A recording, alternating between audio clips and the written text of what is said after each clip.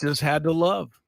Yeah, I mean, there is so much to like over the weekend. I mean, we end up with the marquee matchup in the AFC Championship game, and then you end up with a Cinderella and a juggernaut in the NFC. But I think they're the best two teams. They are the best two I teams. thought I agree. I know Dallas was the 2 seed, but I still think Detroit beat Dallas in the regular season. They lost on a technicality, the referee not identifying who reported into the game for that 2-point conversion. That's right.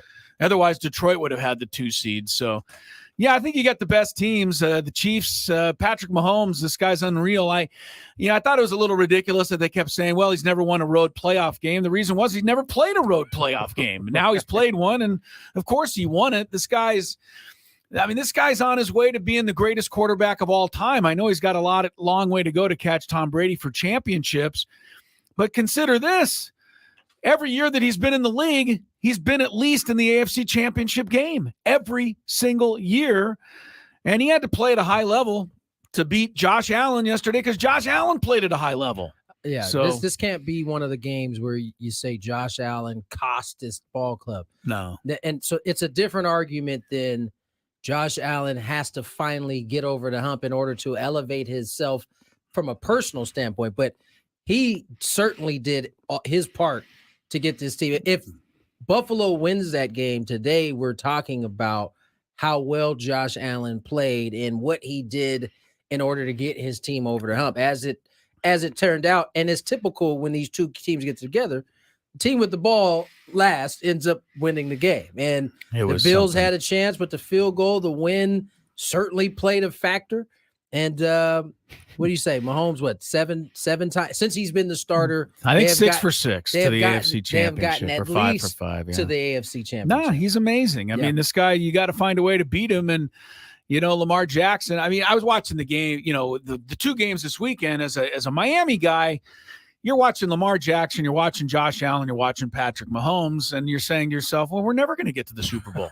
How the hell are we going to beat these guys? Yeah, I mean, the 3 of them are so good. Lamar Jackson, it's almost unfair, honestly. I mean, they snap the ball, and I mean, they keep showing the offensive coordinator sitting up there for the Ravens in the booth, looking all satisfied. I'm like, I don't know what you're doing. Why are you so happy? Yeah. I mean, all they do is snap the ball to him. The play that you almost, if you're a Baltimore fan, you almost hope the play doesn't work. Right. Because if it doesn't work, then he's going to take off. And there's no way to get him. No, and that's what's making him all season long. This is how it's broken down for Lamar Jackson prior to this playoff. Is he has decided to use his legs throughout the regular season. And in the last 3 postseasons, he's been either banged up or just hurt in general in order for his team to have a chance. This year, what's different is he played from the pocket pretty much all regular season. Yeah. And so now you have this fresh body in Lamar Jackson being able to give you the best of both worlds, which is going to pose a problem for any defense that goes up against them. I don't know what you can do. Right. I don't know what you can do. And you can't tell me that you just assign a spy to him because he just outruns that person. I mean, and he's almost impossible to tackle. He's got 100 yards rushing, 2 touchdowns the other night or the other day. And Baltimore's defense, dominated C.J. Stroud. I mean, C.J. was a great story this year, but, not ready for this stage. Not quite yet. And if Houston doesn't get that punt return, it's not even a real game at all. No, there's levels to it, right? I wouldn't count out C.J. Stroud. This guy's going to be back, but for now, he's not ready to beat this team. If you're a Dolphin fan, you're going to have to start looking at that. Going to have to worry about him too. I know. But Baltimore, they're into the AFC Championship game against Kansas City. I think that's the marquee game because it's 2 heavyweights. On the other side, the Lions are a great story. We're going to talk a little bit more about them today. Joining us on the program in a little while will be Justin Rogers from the Detroit News. I mean, after all, you just had Michigan win the national championship. Now you've got the Lions in the NFC Championship game. Fans in Michigan and Detroit, I mean, they're like, what's going on here? I mean, they haven't had this kind of success in anybody's lifetime. But, Detroit played great. I mean, but so did Tampa Bay. I thought Mayfield played well. Here's the thing. I don't know. Did everybody see this or just me? It wasn't just me because I saw it tweeted out. At the end of the game, Detroit had the ball with 45 seconds, and they didn't run the clock out. They snapped it, and Jared Goff took a knee. Tampa Bay had a timeout left. It would have been 4th down with about 35 seconds left to go if Tampa Bay had taken that timeout. Now, Detroit could have tried a field goal, or they could have gone for it. If they make the field goal, the game's over. But what if they miss the field goal? Tampa Bay might have got the ball with 20 seconds left and a couple of Hail Marys. I couldn't believe that in a divisional playoff like this, Todd Bowles and the Buccaneers just said, nah, we're good. They let the clock run out. Yeah, I saw it. I don't know. I don't remember it. I saw it afterwards. Okay, so yeah. I don't. No, that's what happened. It was weird. Yeah, I mean, it certainly. I know Todd Bowles was asked about it after the game. Was he? Yeah, he was. What did he say? He said, I can't remember verbatim what he said, Right. but he said something along the lines of, we already knew the outcome was already done at that point. It probably was. I mean, not going to say that. I mean, they would have needed the guy to miss a field goal, and then Mayfield would have had to throw 2 40-yard bombs in 20 seconds, but might as well take a shot at it. Yeah. Got Mike Evans. Anyway, the Lions are through to the championship game. They'll take on the 49ers, and let's talk about the 49ers because the 49ers, yeah, he lives another week. Yeah, he does. Brock Purdy spent 3.5 quarters proving Skraby's point that he's a far superior quarterback to Josh Allen. Thank you. And yeah, I knew you'd come up with that.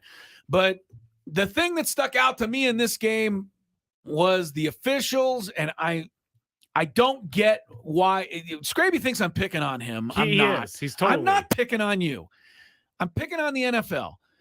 One of the 49ers touchdowns was scored with the play clock at 0. It was clearly at 0. It was only at 0 for a fraction of a second. And we have seen that in the NFL, when the play clock goes to 0, the back judge, whose job it is to call that penalty, looks up to see if the ball is snapped once the clock reaches 0. And in that moment of time, oftentimes the ball is snapped. Right. But what I don't, and I think that's what happened in this case. So the clock got to 0.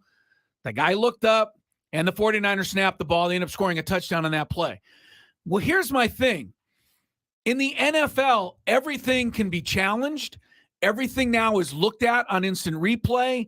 Fumbles, interceptions, touchdowns, first downs, you name it. They look at it. They scrutinize it. I don't understand why this loophole has not been closed. I liken this to instant replay in baseball. Okay. On the slide. Like a guy slides in feet first. Right. And in the process of him popping up, his foot might comes off dislodge the back for a okay, second. right. And how much do we hate and then they call him out when they call him out? Because the fielder keeps the tag on the player just in case he disengages Not from the bag. at all the reason instant replay was right. invented. Okay. But we hate when it's called that way, but they call it that way. I just look at so you don't mind you like what they do right now. Just let the thing run out and then that's it. Unless you are going to get now buzzards for the referees to signal when that clock that is linked up to that clock, so you know. I just think that is going to be human error. The clock goes 0. I look down and that time frame, the ball is snapped. I'm not calling. I think they got to put a lock on the ball. And so you can't snap it. So you can't snap it. Once the clock reaches 0, the ball locks and freezes in the center's hand. A cage that comes out of the ground. And that's right. Snatches the ball. Anyway, look, it could have been in favor of the Packers. I know you think I'm picking on you. I'm not. I'm picking on the rule. The 49ers, all right, I'm not going to even ask you this. I'll ask Tony this because I know I'll get an answer. They got outplayed for a lot of that game. They did. They truly did. Why don't you ask me? I don't want to ask you. Just ask me. You annoy me. Just ask me. You already annoyed me by giving me the okay that Brock Purdy is indeed better than Josh Allen comment. Well, I mean, who's sitting at home this weekend and who's playing in a football game this weekend? I don't know. Joe Montana's sitting at home also, but are you going to tell me Brock Purdy's better than him? If you look at some of the records he set this year. Goodness. I will agree with you, Chris. They didn't deserve to win that game. However, They did because they got it together when they absolutely needed to. And that is why I feel like they're going to cruise. Not cruise. No. There's no cruising. Not cruise. I'm not going to say cruise. I'm going to say I think that they've found their confidence. I tell you what. If Deebo Samuel is not available for this next week's game, he better not be with how he sat out the entire game. If he you guys don't get to hear all this stuff, but Tony and I just spent the last hour before the show hearing how much Skraby hates Deebo Samuel and hates Greenlaw even more than him. I don't hate, even though Greenlaw intercepted 2 passes and saved the day for you. Right. But he was running around and he almost fumbled the ball and he wouldn't get down on the field. Skraby is just a maniac. Skraby goes his mind. going crazy. Well, I mean, it's the most common sense play known to man. Maybe so. You intercept the ball to seal the game and then you try to run it back. My point, though, is that if Deebo Samuel is not playing this next game, the 49ers are not going to this next. I don't believe that. You think that could be the determining factor? I 100% think right there. The determining factor. I mean, because the 49ers have the best player on the field in Christian McCaffrey. That's fine. That's fine. They do have the best Samuel player is the on biggest the field. difference maker. Did you see it? Okay, this is not a 49er There's a reason fan. why they only scored the amount of points that Christian McCaffrey was able to get the most. Yeah, because he's their best player. I don't think there's anything wrong with that. But look how close that game was because of that. If Deebo is not playing, 49ers are in trouble. I do love Deebo, but the guy is injured a lot. And he talks, here we go. He talks, Deebo with this whole thing over the offseason that one year where he was like, I don't want to be a 49er, and he kept putting the 49ers down. That's old news, man. No, he talks so much trash, and all the guy does is get hurt. You can't talk trash if you get hurt. The same goes for Stephon Diggs. You can't be a diva if you're going to drop the big catch at the end of the game. Well, Stephon Diggs definitely has some apologizing to do, and he ran out of the locker room, from what I'm told last night, did not face any reporters' questions. I don't have a major problem with that. A lot of reporters are having issues with that. The guy was, I'm sure, disgusted with himself for missing that ball. That was a huge play in the game last night, but he didn't want to talk about it after the game. He's not the first guy to not want to talk about it after a game, but he's taken a lot of heat for that in this day and age of social media. Well, isn't it? I'm honestly asking, isn't it like part of his deal? Like, as an NFL player, you were supposed to make yourself available. I don't know if after the game is okay. I don't know that you have to. I don't know that you have to do it sometime during the week. You have to make yourself. I know the writers in Buffalo wanted him to, but he didn't feel like hanging around. He didn't talk about it. Peace. He did. I got this comment a lot on Saturday night when I was yelling for Dre Greenlaw to go down, but everybody that tweeted me said they were having flashbacks of Marlon McCree fumbling the ball, and they were just hoping it wouldn't happen. I can see that. Yeah, those were the days. I thought for sure he was going to try to pitch it. He looked like he refused to go down. Not only that, Dre Greenlaw had 8 tackles to lead the 49ers in that game, along with the 2 interceptions. He had quite the game, and he's the same guy that got in the fight with the Philadelphia Eagles security guard earlier this season. So that's who you have leading your way into the NFC Championship. It is the 3rd year in a row that the 49ers will be going to the NFC Championship. Each of the last 2 years, they were stopped cold, once by the Rams.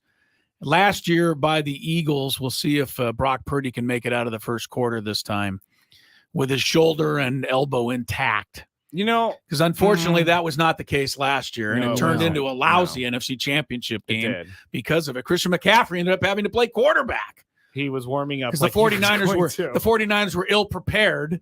Yes, for what happened to them. Josh Johnson was not. Yeah, that's all they had left. But not the answer. Anyway, you survived. I mean, I don't know how nervous you were. Very nervous. But I would think if you're any kind of fan, that game had to at least cause you some anxiety. Well, oh my. Are you kidding me? Like, I was sweating from the beginning when he threw that ball that was dropped by the Packers safety or linebacker, whoever that was in the beginning of the game. I'm like, okay, here we go. I think that this is the Brock Purdy we're going to get today. The guy who throws interceptions. I think that's the best way to enjoy almost all of a game if you're rooting against a team. The Green Bay Packers had me feeling great for 3.5 quarters. And I think I enjoyed that more than being like kind of nervous, like through 3.5 and then your team pulling it out. Right. I enjoyed like just kind of relaxing and watching the 49ers struggle for like 3.5 quarters. Now they ended up coming back to win, and kudos to them. But I could feel Niner Nation squirming out there. Tony sent me the best Instagram post, and it was of this guy with his shirt's all sweaty, and he's like smiling, and it was like 49ers knew Had it all the way. Oh, yeah. No, we didn't, because with that one drive, I think it was like it was late in the game, but they ended up punting. Oh no, I'm sorry, the Aaron Jones long run. I texted a friend. I said, "That's nail in the coffin." And I was nail in the coffin. I was like, "There's so you Skraby. there's no way that packing it in early. there's no way they're going to stop him from scoring a field goal or a touchdown. They're going to go down by 10. There's no chance. I'm going to never go to work again because everybody's going to give me crap." Yeah. But it didn't work that Now way. that'll be the story for you next Monday. We'll It have might to be. wait. It We might might have to be. wait an extra week. The field goal kicking was a big factor, not only in that game, but for the poor Buffalo Bills fans who once again fall to the phrase wide right. Although I must say, if the guy for Buffalo makes the field goal last night and ties the game, Patrick Mahomes. are is going you right kidding down me? the field. Patrick Mahomes going right down the field and win the game. That's why. All the Buffalo guy did was delay the inevitable, as That's far as right. I'm concerned. Which is why there are a few things, right? In the last two plays of that drive, the pass that came up short. Yeah, they needed a touchdown there. And that's why Josh Allen is going for it, right? Yeah, because he he knew. knows who's on the sideline. He knew a field goal wasn't going to do it for him. Stephon Diggs was running butt naked across the field. He missed him. And he didn't see him, but I understand why. He knows I need a tub because Yeah. my homeboy's on the sideline. Yeah, that's over where here. Mahomes affects the game, even when he's sitting over on the bench. And I tell you what, that's the best their offense had looked all season. Yeah. They didn't punt the ball until the fourth quarter? Very into the fourth quarter. Yeah, and if they don't get that fumble out of the end zone, they win the game going away. Easy, yeah. Kansas City is really good. Baltimore's really good. San Francisco, I think, is really good. Detroit is good. Yeah. So I think that's what you've got with the four teams remaining. We'll see how it turns out. Niner gang is favored by 6.5. Baltimore's favored by 3. Those are the first numbers out for the week. We are underway on Gwynn and Chris for a Monday. Other goings on this weekend. The Aztecs fell in Boise. Once again, Eric Curry refereeing a game that the Aztecs basketball team loses. I thought that was him. I don't think he cost them this game. No, they cost themselves this game by bad shooting. But once again, there might be a connection. I don't know. The Aztecs stayed number 27 in the rankings today. They didn't go up how about or that? down. We didn't move. Didn't go down after that loss. We're out of the top 25. But they're still not in the top 25. Aztecs lose. We had, what else this weekend? Some baseball signings, some golf. Golfers are coming to San Diego to play in the rain on Wednesday. We'll talk about all of it as Gwynn and Chris gets underway.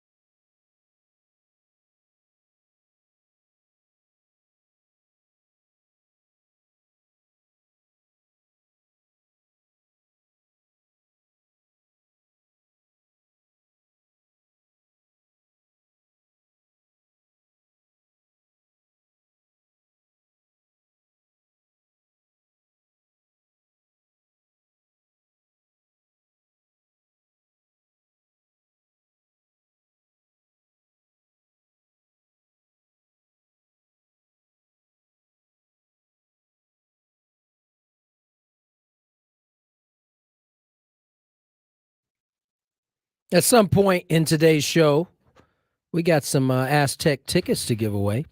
Aztecs taking on Wyoming, the Cowboys, tomorrow. Stay tuned. Stay tuned. It could be very soon. Yeah, we could have that. Could be any minute now. Some trivia for you. I don't know what it's going to be. We're going to figure out something to give away those tickets. Also, tune in to Kickoff with Boomer Esiason and Mike Valenti. Every week, Boomer and Valenti preview the entire slate of NFL games. Analysis from Boomer, picks from Mike, the biggest stories in the league packed into an hour. Friday nights, 7 p.m. here on 97.3 The Fan, and always live on the free Odyssey app, presented by nationally by Casamigos Tequila. Casamigos brought to you by the people who drink it and by Lowe's. Lowe's knows home improvement. Excuse me. Aztecs. You're excused. We talked about it before we went to break. They lose a heartbreaker in Boise in that game on a 12-4 run. Fall 1 point short, but they hit 2 threes in the last 10 seconds. They did. They were down 7, and they ended up losing by 1.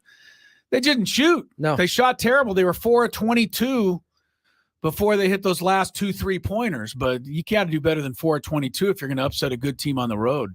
Yeah, they didn't shoot the ball well. That's really what it boiled down to. Yeah, I mean, the game was dead even. You look at the statistics in that game against Boise State. Turnovers were even. Rebounding was the same. Shooting percentages were similar.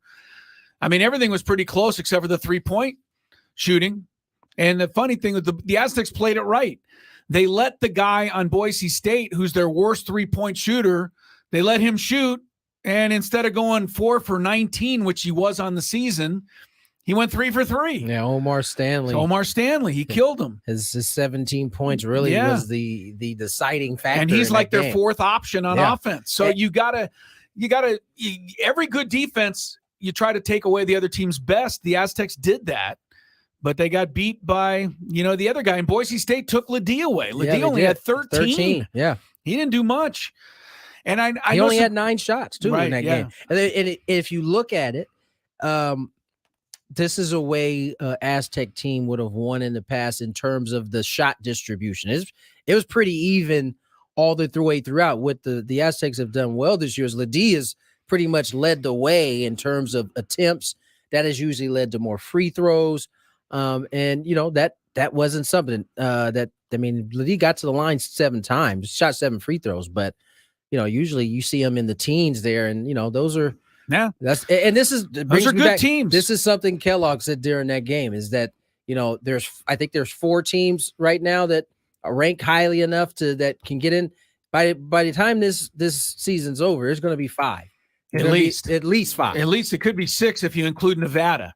Because right now you got 3 teams ranked. You got Colorado State's ranked, New Mexico's now ranked, and Utah State is still ranked.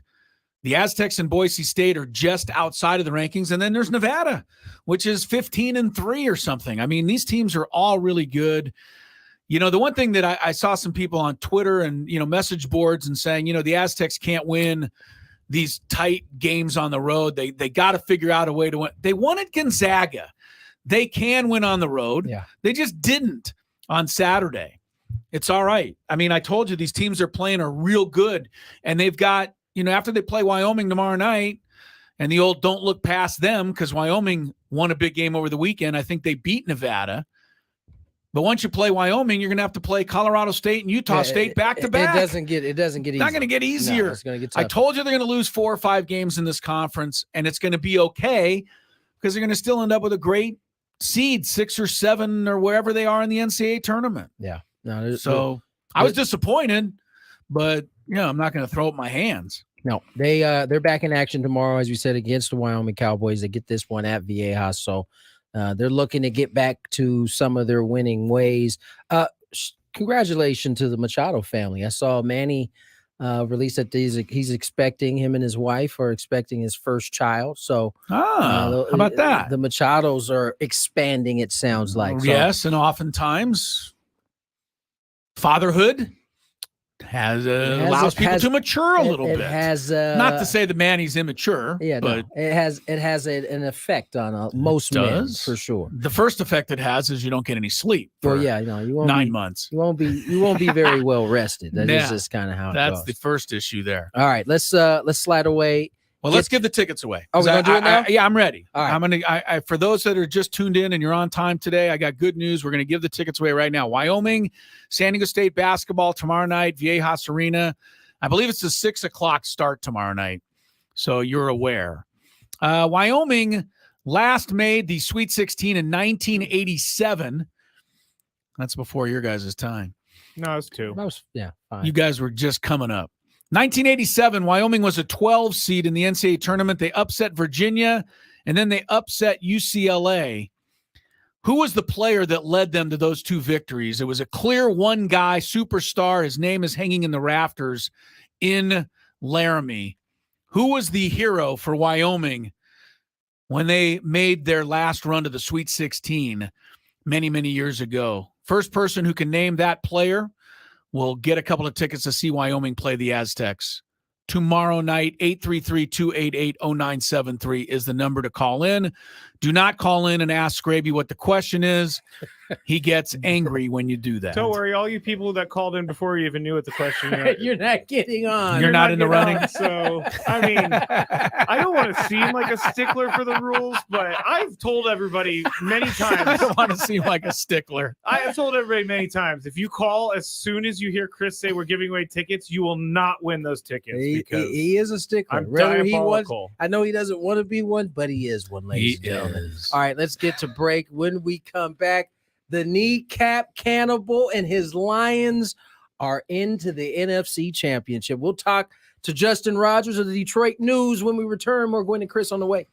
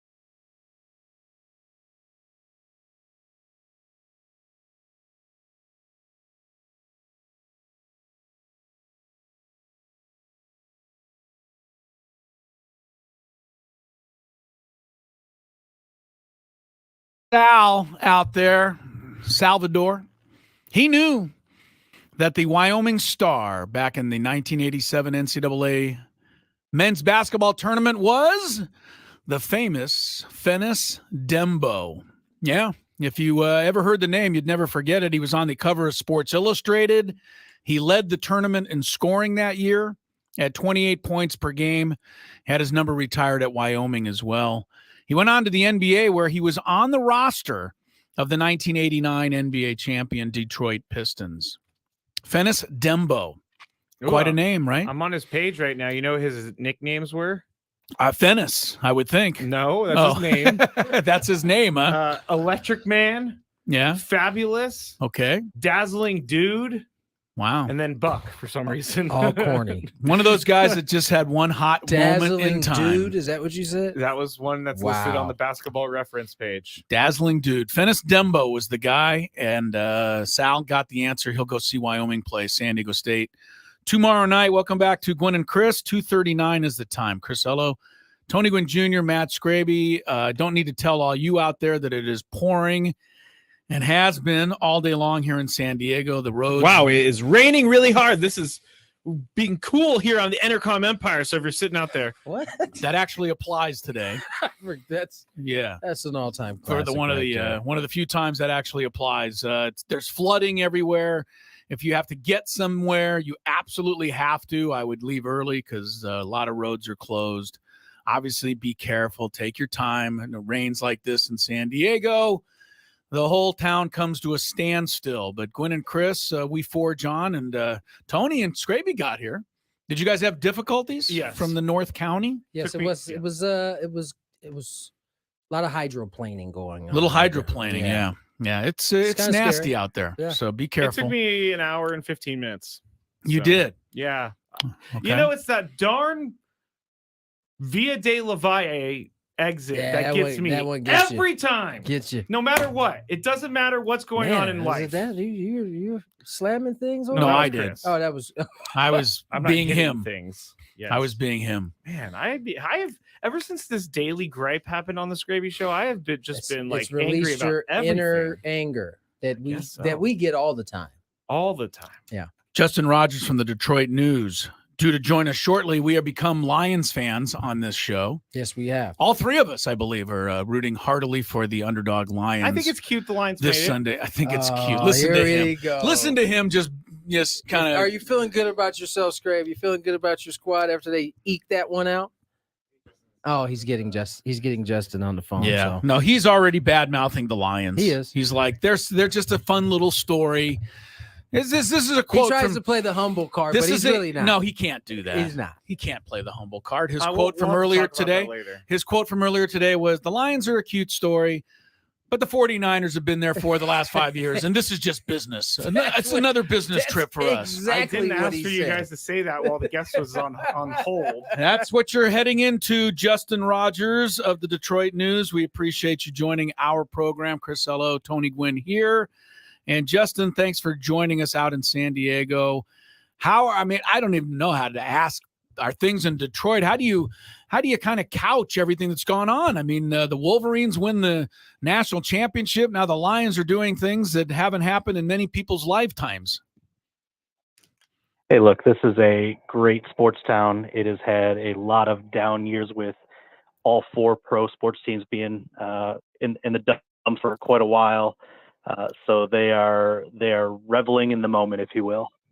Justin, I couldn't help but notice after Detroit wins that game, they're panning through the stands, and I mean, you see tears coming down people's face. Just explain to the folks out here who may not be familiar with how deep the Detroit Lion fan goes in terms of not seeing something that they saw this weekend. Yeah, look, sports in the Midwest the fandom is on a different level. It just is out here, and it's not just a Detroit thing, but Detroit certainly falls into that picture. The people are head over heels in love with their sports teams. There's a reason we are able to support 4 professional teams and 2 major universities and support them at a high degree, a high level. And the Lions have been awful for a long time. We know the NFL's king, know that people can get over struggles because it's easy to kind of reset each off season. You only have to commit to 16 or now 17 games during the course of the year. But for as bad as the Lions have been, those stands have always been filled, even during the majority of that 0-16 season. Now, 16, 17 years ago. And so all that patience, all that waiting, I compared a lot to the Chicago Cubs, just it's finally their turn, and maybe it doesn't, maybe this is the end of the line. Maybe it doesn't amount to a Super Bowl appearance, the first in the franchise history, but they had to wait 30 years for a division title. They had to wait a little bit longer than that for their last playoff win. They've won one playoff game since their last championship in 1957 before this year. So there's just so much pent up, a mix of rage and frustration and excitement that's all just kind of coming out in one bowl of tears, apparently. Well, I'd be honest, say, without a horse in the race, it's really exciting to see it. I think a lot of people love this story, and I think, sorry, our resident producer who is from San Francisco, you're going to be on the other side of it this weekend. A lot of people are going to root for the Lions. They're going to root for the underdog story, the Cinderella. They love this story. Justin, why was Dan Campbell able to do what no one before him could do? Yeah, it's a great question. And I think it really starts with ownership, and everybody kind of, at least in this area, knows the ownership story here with the Ford family purchasing the team in '63. And it started with the father, went to the mother when the father passed, and the mother, handed the reins to the daughter during the COVID era. And, she's kind of reimagined how the organization should run and really kind of brought all the departments, both football and non-football, together with one vision. And then that led to the hiring of two people. One, Brad Holmes, who they poached from the Los Angeles Rams, their college scouting director, to serve as GM, and Campbell as coach. And those two made independently. They didn't hire one before the other and let them have a say. They were decided by ownership and a small council they had. And both of them have played a really key role in the formation of success. With Holmes, again, college scouting director, that's his expertise. That's where you win in the NFL long term, is if you can draft successfully year after year after year. And they built this great foundation through the draft with, guys that are now appearing on all pro teams, and Amon-Ra St. Brown and Penei Sewell, and then contributors top to bottom. The depth of this roster is as good as ever been. And then Campbell is the motivator, right? I know he gets a lot of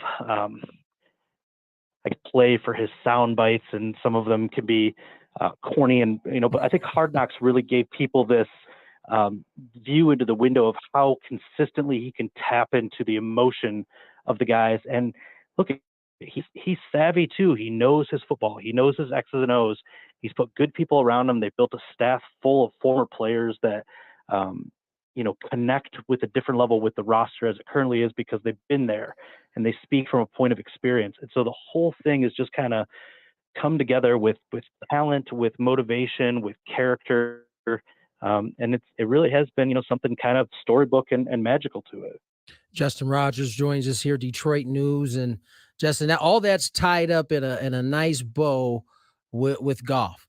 And he comes from a Rams or a situation that he once got to a Super Bowl and then seemed like his confidence got shattered. And then you mentioned, Hard Knocks kind of giving you a peek inside the window. You could see Dan Campbell kind of building his confidence back up, and he's rewarded him by playing well enough to get this team to an NFC championship. Just talk about his growth, even in a Lions uniform, since he's been there.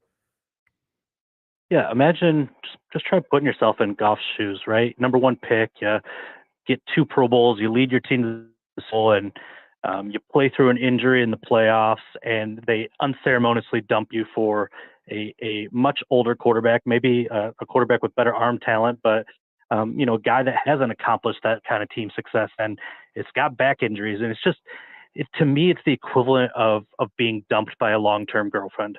I mean, just absolute gut punch. And he gets shipped to Detroit, and like, nothing against the city, but the team at that time, right? Like, they're going through their own transition. They're starting with a new head coach, a new and you know it's going to be a rebuild and it's going to go all the way down to the depths. And so you're already dealing with some level of professional and personal depression because you got dumped, as I said, and now you're coming to a situation. It's going to be ugly. I mean, I remember watching training camp that first year, and the offensive pieces were just bad, and they couldn't execute it all in training camp. And I remember turning to a colleague and I said, "Look, this might be the worst offense in the NFL. Like it's going to be bad." They started to find a little bit of a groove at the second half of that season. Amon-Ra St. Brown's emergence really helped. Claiming Josh Reynolds, his former wide receiver from LA, certainly built some confidence. But the big turning point for Jared Goff, I think, on top of getting him some more weapons that second season, was the promotion of Ben Johnson as offensive coordinator. And look, at that guy was unproven. He was a position coach. A lot of people had a lot of great things to say about his mind, but I don't know if anybody could have really predicted that the offense would go from that one of the worst in the NFL to suddenly a top 5 producing offense. And not only that, they've done it now 2 seasons in a row. It's got a great offensive line. Goff is executing really, really well in the system. And, really starting that second year, you could feel his embrace of the city, his embrace of the team. The team did everything to make him feel like he had ownership of the offense. He was the face of the franchise, and it's all coming to fruition. And in a way that the level he's played at last 2 seasons is equal to or better than the 2 Pro Bowl seasons he had in Los Angeles. Justin Rogers from the Detroit News talking about the great NFL story that is the Detroit Lions in their first NFC Championship game since 1991. You got to go back to 1957. My goodness, the last time Detroit won an NFL title. That's before all of our time. But there was a couple of old timers like in the stands yesterday. They showed them guys who had season tickets from that team. I mean, it really is exciting. If they go to the Super Bowl, what level is that city going to be able to get to? I recall as a Padre fan how crazy it got in 1984 when the Tigers beat the Padres to win the World Series. Lions going to a Super Bowl, they might turn that whole city upside down. Well, they spent all that time building it up. It's actually quite nice now, so hopefully they don't tear down the rebuild that this city's experienced in the last two decades. But it's really difficult to imagine where the frenzy goes from here. You start thinking about, I have covered a few Super Bowls, and you start thinking about just covering the Super Bowl frenzy that goes on, and then if for whatever reason they can pull off 2 upsets here and knock off San Francisco, and then whether it's the Chiefs or the Ravens, knock them off. Like, you start thinking about what a parade looks like, and it's just it seems it's gone from the impossible to the improbable to the maybe. So it's been fun to cover. I mean, from somebody that's been around this team in some ways my entire life, living in Michigan, but on the professional side of it for more than a decade here, it's just been a remarkable turnaround 3 years under Campbell and Holmes. Well, congratulations to all the fans in Detroit. I mean, this is something. I mean, we never had our parade in San Diego. We're still looking for one, and we're down to the Padres, hopefully to get us one. But it would really be something. I mean, because this has really been one of the real bottom of the barrel franchises in all of sports, and to see them having this kind of fun, it's kind of fun to watch. Enjoyed the input, Justin. Thanks for the stories, and have a nice trip this weekend to San Francisco. Appreciate the time. No problem. Thanks for having me. Absolutely. There he goes, Justin Rogers from the Detroit News. This is a top story in sports right now, is the Lions. There's no question. And what they're doing. I mean, when we saw Dan Campbell for the first time on Hard Knocks, the kneecap cannibal, the whole I mean, honestly, we spent the first month or two just making fun of him, Tony. But you and Skraby liked him right away. I think I took a little while to come around. I think the initial first time we made fun of him was at the press conference when he was talking about biting kneecaps. It was very out of left field. But it took the first episode of Hard Knocks for me to come back and be like, I kind of like this guy a little bit. Yeah, me too. And what we've seen is that wasn't fake. It might have seemed out of context at the time because we didn't know anything about Dan Campbell. But when you watch his team play, it very much resembles his first press conference and the things he talked about. Guys running around knocking people down. That's what the Lions do. They also Yeah. had a really good draft. I mean, Jahmyr Gibbs, they got from Alabama. Jack Campbell, linebacker, who's contributed quite a bit. Sam Laporta came in the second round. I mean, that's like a Travis Kelce. They got Williams from Alabama to wide out. Brian Branch made a big play the other day. He's a cornerback from Alabama. They draft, and it was funny because when they had their draft, people said it was terrible. I went back to some mock draft people, and they said Jahmyr Gibbs was a reach. Yep. And Jack Campbell was a guy that nobody even knew who he was. And what are the Lions doing? Hey, let it play out. Sometimes it works. It's funny because and Justin mentioned it. We look at Dan Campbell, former player, and we often are connecting the motivational part that he brings to the table. But he definitely knows his X and O's, right? How upset was he? And he did a good job of not going too far with the referee. But the part of the reason why he's upset is because they had practiced that. That's the X's and O's. The play with Dallas. The play against Dallas. They end up losing that game. Sure. He is not just a motivational guy. He knows his X and O's, but he's also smart enough to know he doesn't know everything. And so he surrounds himself with the type of staff he has. And you combine that with a good draft, some good direction. Here they are, NFC Championship. Yeah. The Lions opened the season. And in fact, the entire NFL season opened on a Thursday night in Kansas City this year. That's right. Detroit beat Kansas City. They did not play San Francisco during the regular season. Lucky for you, Skrabe. And the Lions did play at Baltimore this year, and that game got ugly. Baltimore crushed them 38-6. That was the only game Detroit really wasn't in all year long. So, but I think they belong here. Oh, they definitely at least to this point. And, we'll see. The 49ers, Tony said that they're going to have Deebo Samuel to win. I think that, but they're going to just have to play more like the real 49ers. I don't know that they're going to get through this game playing as off center as they did the other night. When did Deebo go out? In complete agreement. Like First before the first quarter? play. First quarter? I think he hurt himself on the run out from the locker room. I think that off. God. Guy gets hurt all the time and then talks trash. You are aiming at Deebo today, dog. I just need him to be on the field. That's all I care about. Well, this is going to make you even madder. The 49ers said today that he does not have a fractured shoulder. Oh, okay. So why wasn't he in there then? I'm asking the same question. Right, Skrabe? There's something called a decoy. Oh, man. 49ers say it's still hurting too much for us to really have an idea how he will heal up this week. They're just going to keep this to themselves till 90 minutes before the kickoff. Of course they are. Of course they are. Better hope he plays. All right. Thank you, Justin Rogers. On the Detroit Lions, we have a Daily Gambit. Next on Gwynn and Chris. Hey, it's Craig from Annie and Elston. My analytical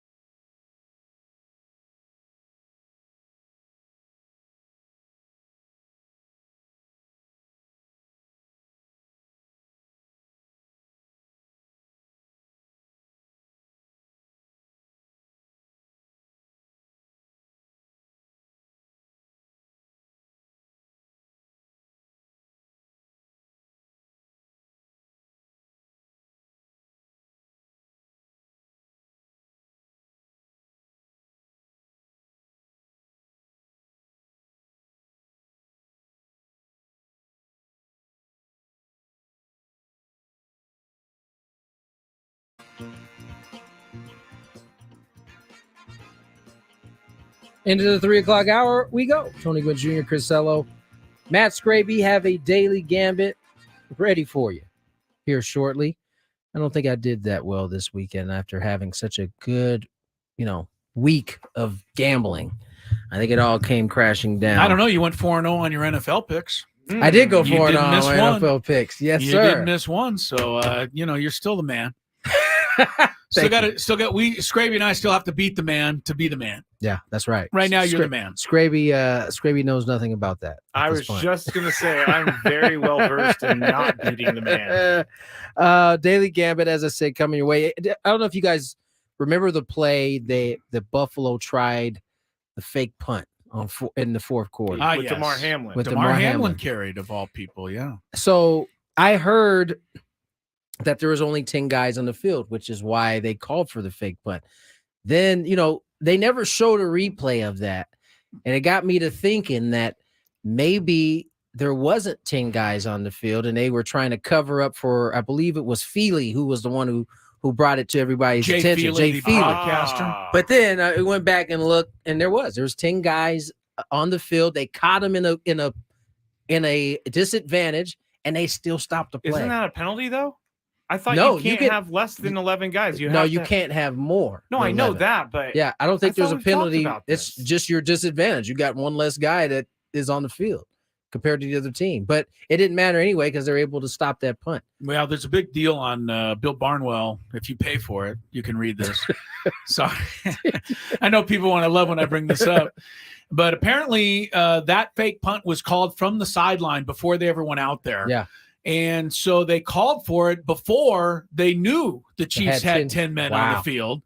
They still didn't get it executed. And they still didn't get it. The other point that Barnwell brings up is that the Chiefs only had 6 men in the box against 7 blockers, and not a single guy of that 6 was a defensive lineman. So really, All Buffalo did defensive the backs, right. yeah. They did the right thing. They just didn't block anybody because Damar Hamlin had nowhere to run once he took off. No, that whatever holes was that he saw closed up immediately. They were done. So I don't think it was a bad call, honestly. Listen, at that because point, again, the Chiefs were going to go 80 yards and drive for a touchdown either way. At that point, the Chiefs had gotten their offense going in such a way that you had to keep that drive. You had to at least try to keep that drive going. I think so. Because they were gonna go down and score, and had it not been for that ball getting punched out right at the goal line, they would have put the game away as we expected they would.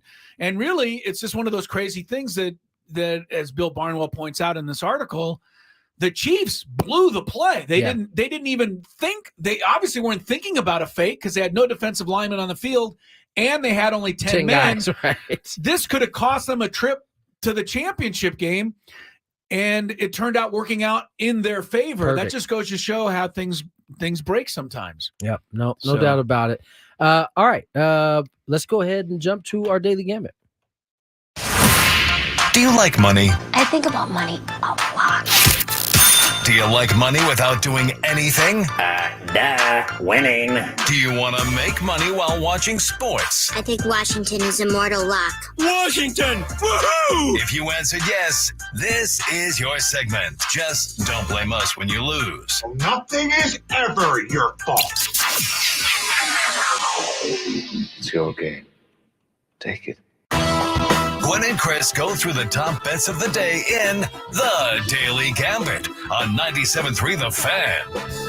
Daily Gambit's our daily sports betting segment here on Gwynn and Chris. Everybody, please gamble responsibly because I had a friend who sent me a 11-leg parlay that they made over the weekend for the NFL playoffs. I gotta say, they got 9. Sounds like a loser. They got 9. Yeah, it can't get 9. It's a loser. No. Yes. You got to get 11. And it was Patrick Mahomes needed to throw. One of them was Patrick Mahomes needed to throw 1 interception, and he did not. So 9 out of 11 is real good if you bet all 11 individually. Yeah.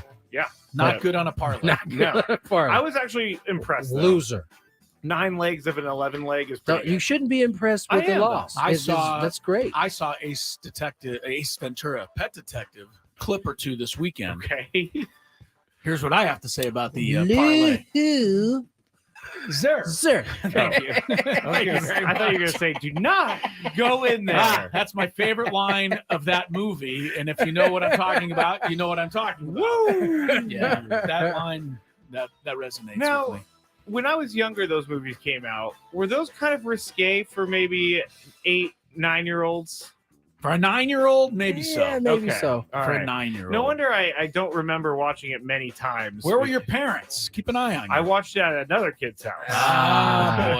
Boy. All right. All right, so we first bet on the Aztec game against Boise State on Saturday, but the game was even. The line was even, so it was basically just a who's who, or pick who you want to win. We all picked the Aztecs, and we lost because the Aztecs lost by 1 point, 67-66. Boston and Denver, the Celtics were 7-point favorites on Friday night. You guys chose Denver. I chose the Celtics. Nuggets ended up winning the game outright 102-100, so I lose that one. Yes, sir. Boston had been 20-0 at home before that game. So Denver, the defending champs, staking their claim to another title run, perhaps.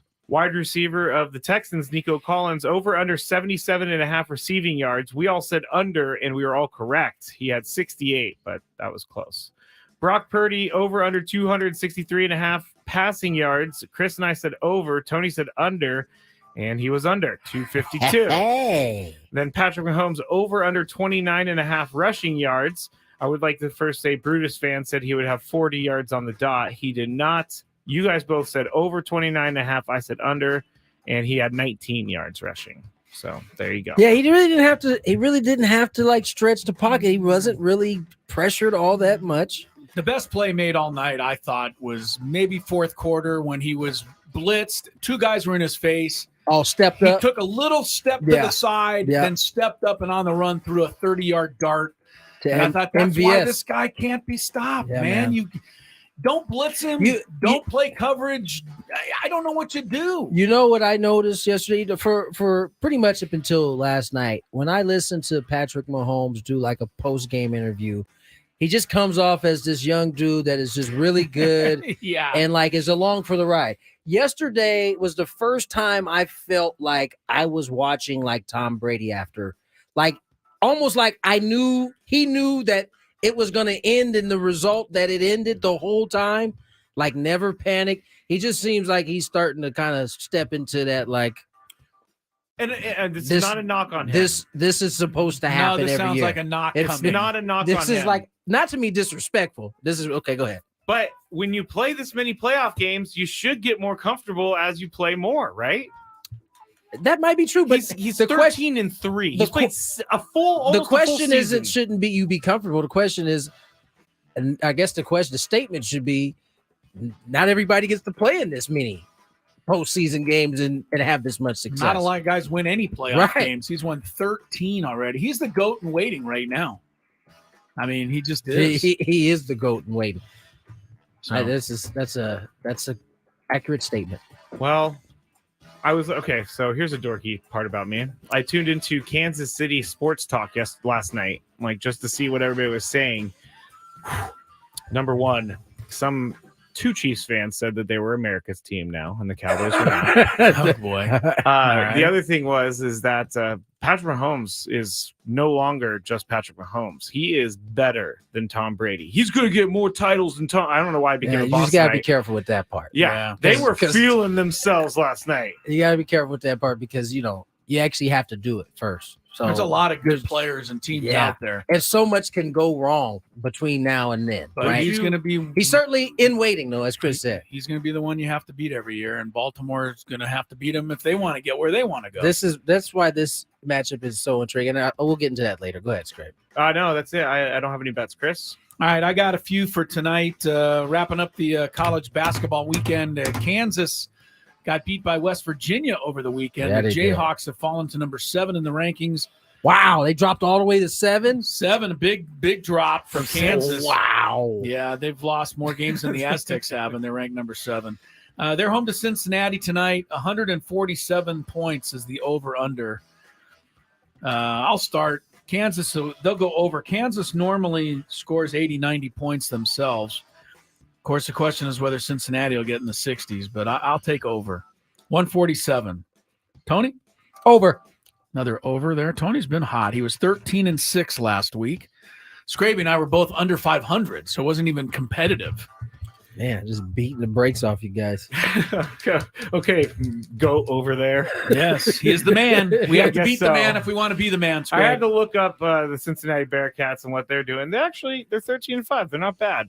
Okay. So And they're scoring a lot of points, so I'm going to say over. all three of us go over Yeah. there. All right, number 3 ranked North Carolina is home tonight to Wake Forest. The Demon Deacons, one of Skraby's favorite schools. Yes. He seems to answer them on trivia all the time, even though they aren't really the actual answer. One day it's going to win me a game. One Wake day Forest. you'll get it right. Tony, who you like here? 7.5 points for Wake Forest. For Wake Wake Forest is getting 7.5. Yeah, I'm gonna take the Tar Heels. Tor Heels. Tar Heels. It's hard to take Wake Forest. Yeah. Demon Deacons. I don't know how much, but North been a Carolina's at home. Skraby, I'm taking North Carolina also. It's like Chris Paul, the last one to come out of Wake Forest. That's, Maybe Tim Duncan. Yeah. He was before, though. Was he before? Yeah. Yeah. Okay. Well, then Chris Paul's the last. There's had to be somebody else, but I'm going to go with you guys, the Tar Heels. oh, come on! I thought you'd take your team. That's why I put him in there. They had No, a they're dude not- named, they had a dude, I can't remember his first name, Childress, but I don't think he played very long in the NBA, though. He was a pretty good player. I don't know. Oh, Wake Forest. Yeah. Wake Oh, Forest. Josh Sorry. Childress? No, that was Stanford's Childress. Oh, There's I'm gonna another. look There's this up. another one. All right, Joel Embiid has scored over 30 points in 19 consecutive games right now. That's nutty. That is Randolph pretty good. Randolph Childress. How do you know who that is? It's all, that was the great time of college basketball for me. Okay. Sorry, Chris. Yeah, that's fine. 30 consecutive or 19 consecutive games for Embiid over 30. His over-under tonight is 35.5 points. Ooh. But that is his scoring average. Yeah, that's a 35 lot. and a half points. They're playing the Spurs. Oh, never mind. So that's either Never good or mind. bad because That's you good. don't know how, he may not play that. Oh, he might much. not be in a game long enough. That's something you got to maybe consider anyway. Embiid seems like he's on a mission so that he would get his 35 and 3/4. So they're gonna make sure he keeps the streak alive. yeah, right? I'm gonna say Woods That's a over, I good guess. point. You're gonna go over. Tony's going over 35. I'll go over too. 35 and a half points. At 36 and B 37. You changing? Yeah, 36 is a lot. I know he's good, but Hey, I don't how many know. straight games? 19 straight over 30. that's crazy. He's not just getting 30 Yeah, either. He's getting 40, 50 Who has the record? Does anybody know? for most 30-point games in a row. That's a good question. Probably Jordan. Probably somebody of that ilk. Probably I can try Jordan. and look it up right now. Okay. Are you still going over? No, I'm not. I changed You're it. changing. I'm going to go under also. I think what's going to happen is he's going to get to 31 and they're going to take him out. Phoenix is home to the Bulls tonight. Bulls. Well, here's Zach LaVine. He's really making it tough on you. He's also making it tough for them to trade him. 'cause Yeah, he's they can't out trade him if injured he's all hurt. the time. Nope. And every time he's out, they win. I mean, they're winning much more without him than they do with him. Bulls at Phoenix tonight. Phoenix giving 5.5. Always difficult to bet on the Suns because you never know who's going to play for the Suns. Skraby, who do you like here? The Bulls. No, I'm gonna go Suns. Suns. And by the way, I looked up the record for most consecutive games, 30 or more points. Well, Wilt did it twice. Oh, yeah, Will. My goodness. But there is an active player on this list. James Harden did it 32 games from December 13th, 2018 damn, to 2019. 32 straight games of 30 plus. Yeah, Pretty good. that What is was Wilt's record? You didn't say. 65. That's almost a whole season. Just Wilt one season averaged 50.1. That was That's his average for the crazy, man. season. All right, I'll Wow. take the Bulls because I like the Bulls. Tony, any love for the Bulls here? 5.5 points. 5.5. They're where at again? Phoenix. Yeah. You're going to go Bulls. Give me the bus. The Bulls. Doubles. And we go to the NHL for Tony's favorite team against Skraby's. It's the Kings and the The Sharkies. Sharkies. Here we go. It's in L.A. Kings can only be favored by 1.5, but the Sharkies are. I don't know that the Kings have won this so 1.5 favored bet one time this year. I have on our not show. gotten them right at all. I'll take the Kings tonight because the Sharks are the worst team in the The league. Sharks. Can they get over? Can they get 2 goal win here? They got to win by 2. Give me the Kings. Got to go Kings. Skraby, you going Sharkies? Why not? Why Let's go not? with the Sharkies, Why not? even though they're terrible. They are. They're at the bottom of the National Man, Hockey when I went to League. college there, they were They were the tops of the top. Yeah, they were. Well, it goes in streaks. What like was his that. name? Joe Pavelski. Joe Pavelski was a good player. They had a lot of good players Look on at that Skraby. I pay on that attention. Shark team. I'm Oh, speaking of Sharkies, well, it's not really about the Sharkies. I was thinking Avalanche, but Oh. Patrick Waugh makes his debut today. Patrick Waugh is the new head coach of the Devils, I believe. Is it the Devils? No, It's not the no, Devils. it's the oh gosh, I saw this It's this not the morning. s- Oh, the Long Island. the Islanders. Yes, the The Islanders. Long Island Sorry. Islanders. Sorry. Yes, Patrick Waugh is now a head coach. This is New second York stint, Islanders. right? That's right. He was a head coach before, right? Was he? Boy, if he was, I didn't remember it. I'm pretty sure he was. He coached for the Avalanche. Yeah, that's what I He thought. did. Was he the head coach? He was the head coach. He played for them. I don't remember. Well, I guess he coached. No, I definitely remember him as a coach. All right. Spend some time. Patrick Waugh. Yeah. 2013, he was named head coach and vice president of hockey operations. Patrick Waugh's best line ever. We had it last week. What was it again? I can't hear you, Jeremy. I have 2 rings, championship rings in each Ding, of my ding, ears. ding, ding, ding, ding. Patrick Waugh invented that line. All right, it's a good one. let's step away. Let's get to break. When we come back, we've talked about it. Fans rushing the court. Well, some special person got hurt, and it might end it all. More Gwynn and Chris on the way. From the 97.3 The Fan Traffic Center, here's Kelly Danick. Traffic is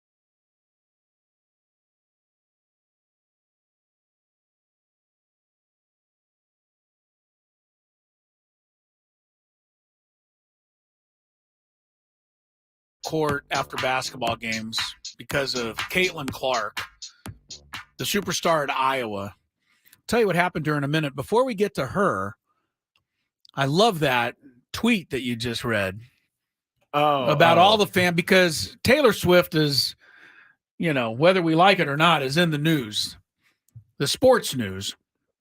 Chiefs are going to the AFC Championship game. I'm reading all over the place that as a country, we need to root for the Baltimore Ravens just to keep Taylor from the Super Bowl and ruining the Super Bowl. There's better things to worry about, people. There are much better things to worry about. But a lot of people seem to have this feeling.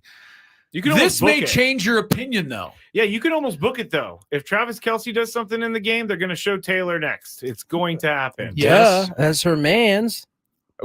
Do we need to go to every single wife in the stands or girlfriend? Read my man's, right. And then you can see how good you got it. Read this. Read this one to make you feel a little bit better out there. Here's from Maddie_Angles, and it's all you football fans crying over them panning to Taylor Swift from Travis Kelce makes a catch. Don't know how good you have it. Try being a Cowboys fan and having to look at that bleeping corpse of Jerry Jones every 3 minutes. I'd much rather look at Taylor. Quit your bitching. Yeah. Facts. There you go. And they have a nice little gif of Jerry Jones stuffing his face with Thanksgiving food. Yeah. So there, you feel better. You should feel a little bit better now. All right. Last night, Iowa women's basketball, and they become a thing because of Caitlin Clark. Yeah, she's and that all the good. points that she scores, and she put up 45 in this game. It was at Ohio State, but they got upset. They got beat in overtime. So the second-ranked Hawkeyes fell in front of. I mean, look, this is for Caitlin Clark. 18,660 at this game last night for Ohio State. I mean, that's awesome for women's basketball.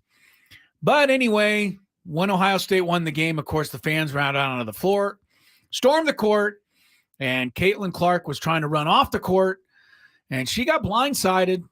Yeah, she got clipped pretty good, and she went down in a heap. And so now everybody's up in arms about what happened to poor Caitlin Clark. I don't believe she was injured, although she said she was hammered and blindsided. Do you want to hear? Unfortunately for you, Caitlin, there is video of this happening. She did, I would say clipped is a better word. She embellished it a little bit. She seemed to embellish it a tad. Anyway, what you got, Scrape? What do you got? I've been watching this video all weekend to figure out if I can come up with anything. She definitely didn't. The young lady who was coming down the stands at a rapid speed. I don't know how she didn't see Caitlin Clark coming, but she didn't. Caitlin definitely didn't seem to see her initially. Yeah, I wouldn't say that this is a soft collision. No. There's a collision. There's some velocity behind it. Down, yeah, like no, pretty hard. She got clipped. What happens when you get clipped? You fall. I guess so. Well, here's Caitlin Clark after the game talking about it. I was just trying to exit the court as quickly as possible, so I started running, and I was absolutely just hammered by somebody trying to run onto the court and basically blindsided and kind of scary. Could have caused a pretty serious injury to me and knocked the wind out of me. But luckily, my teammates kind of picked me up and got me off the court. So, and their AD already came and apologized to me. So I really appreciate that. And, that's just what comes with the territory. I mean, I'm sure they tried their best to do whatever they could. Obviously, it didn't work, and that's disappointing. But, just focus now on the game. And it's not often that you get to see that in the women's game, right? Court storming, right? But that, to what you were saying, Chris, is a credit to Caitlin Clark and the draw she has become. And guess what happens when you become a draw? There are going to be people who buy tickets that solely want to see you go down. And although she performed at a Caitlin Clark level, yeah, she did. Her highly ranked team did not, and they go down. And when Kansas just got beat, they dealt with it. This is, the Aztecs have been dealing with it the last couple of years. That's right. In the Mountain West Conference because they've been so good. Teams are running the court. Have you guys watched all the angles? Because there's certain angles that make it look. I saw the angle from up top. Yeah, that's the one I saw. I did not know there were multiple angles. Oh yeah, there's some from the stands, but the one from the top makes it look like it's more of a Caitlin Clark pushing incident than the other one. But I don't buy that she ran into this person on purpose just to push I don't him out know of the who way. said. People are saying Wait, that. see, people are saying Well, I that mean, she did this it's Twitter. intentionally. It's Twitter. Oh, that's stupid. That's ridiculous. Well, this that's person stupid. tweeted out the video and said, "Woke up thinking about the young lady who was viciously attacked by Clayton Clark." Oh, God. And No, that's this not- It person might be joking. sarcastic. Yeah. Okay. But if you look at the video, you can see her kind of push off a little bit as she gets Yeah, close. I think she's pushing off as a reactionary, like, Right. oh, this, It came out of the Nowhere. corner of her eye, Yeah. and I think she put her arms up to protect herself, but it was too late. The only thing I would say for Caitlin Clark, and maybe like you said, Tony, there's not many court stormings in women's basketball, but she better get used to it now. Yeah. And if they lose a game, look over your shoulder before you just put your head down and sprint off the court, because you could run into somebody who's running onto the court. and maybe that's part of it, right? They're not used to seeing that, but that's going to be the norm. If you get beat, you just got to have your head on the swivel. I hope. I know, because it's more likely that the kids that are coming out of the stands have maybe had some adult beverages, and they're the ones that are going to be a little bit, they're not going to have a good feel. They're not going to have a good feel. So head up, head on the swivel, get off the court safely. I'm not to the point yet, though, where I want to totally outlaw this. I don't either. I still love it. It's still part of college basketball. It's one of the and few things keeping college sports. Seems college like sports. it's fun. Right. Let them storm the court. Just everybody be careful out there, and it should be fine. And I know I'm going to say that, and somebody's going to get seriously injured, and they're going to say, "Remember when you said it's okay to storm the court?" 100%. I really hope that this isn't something that gets taken away from fans. I'm looking through some more comments that have come in today on some of these tweets, and I don't get why we've all of a sudden, or some people have all of a sudden started blaming Caitlin Clark for pushing her. It's that's crazy. Number one, that person's not supposed to be on the court. End of argument. In my mind, end of argument. Like, she's not supposed to be there. So Caitlin Clark can. She push is her if she one of wants to. 1,000 on the court. Though, Yeah, no, I get that. It's just like, I don't understand why all of a sudden Caitlin Clark is to blame for this. That's just Twitter being Twitter. I mean, that's This ridiculous. is why I don't go on Twitter on the weekends mostly. Just you on the go on weekend. Twitter 24 hours a day. Yesterday I checked it last night and that was it because so you did go on. But on weekend. Saturday night, the 49ers, I was tweeting a little bit, but of course you were. So you were on it all weekend, actually, not. No, I was except on for it on weekend. Sunday. Ah, okay. Just once at night before I went to bed. And Saturday when you were tweeting during the game. Yeah, but other than that, nothing. How about Friday night? After your show, little tweeting. I don't know that I did I'm after sure my you tweeting. did. No, I went home and played Call of Duty, 7 so there's days a no week. tweeting. There's no tweeting. It's okay. The Call of Duty game is getting. I'm getting pretty good at it, and I'm also spending way too much time playing it. I think I played. That's the only way you get good at it. I Actually. think I played it for like 4 hours on Friday night. Don't you after work. just run around in an apocalyptic society and kill people in Call of Duty? No, Call of Isn't Duty. there something you can be doing better with your life than that? You can shoot zombies, but shoot zombies. No. Okay. Well, Is now there I something more get it. productive? Yes, Chris. there Now I is. get it. No, You're shooting zombies, but by all means, don't let me stop you. I'm not going to let you stop me because it's amazing, but it's just 4 hours. I can see why parents get a little upset when their kids are on the video game system for 4 hours. 4 hours. Yeah, it was a lot. It was a lot. I didn't play it all Saturday. Grown ass man out there 4 hours on the video game. Someone on the chat said that Caitlin Clark needs to thank Floppy Divox for his tutelage. So Floppy Divox. He thinks that she embellished a We little. agreed. Yeah. We agreed. Yeah. All right. When we come back, we'll recap all 4 divisional playoff games, the good, the bad, and the ugly. I'll give you a little bit of preview. There is no bad and ugly this weekend. 4 good games. We'll talk about them all and some highlights for you to enjoy when Gwynn and Chris comes back. Ben and Woods on the Fan. When it comes to jazz music, I have very little knowledge.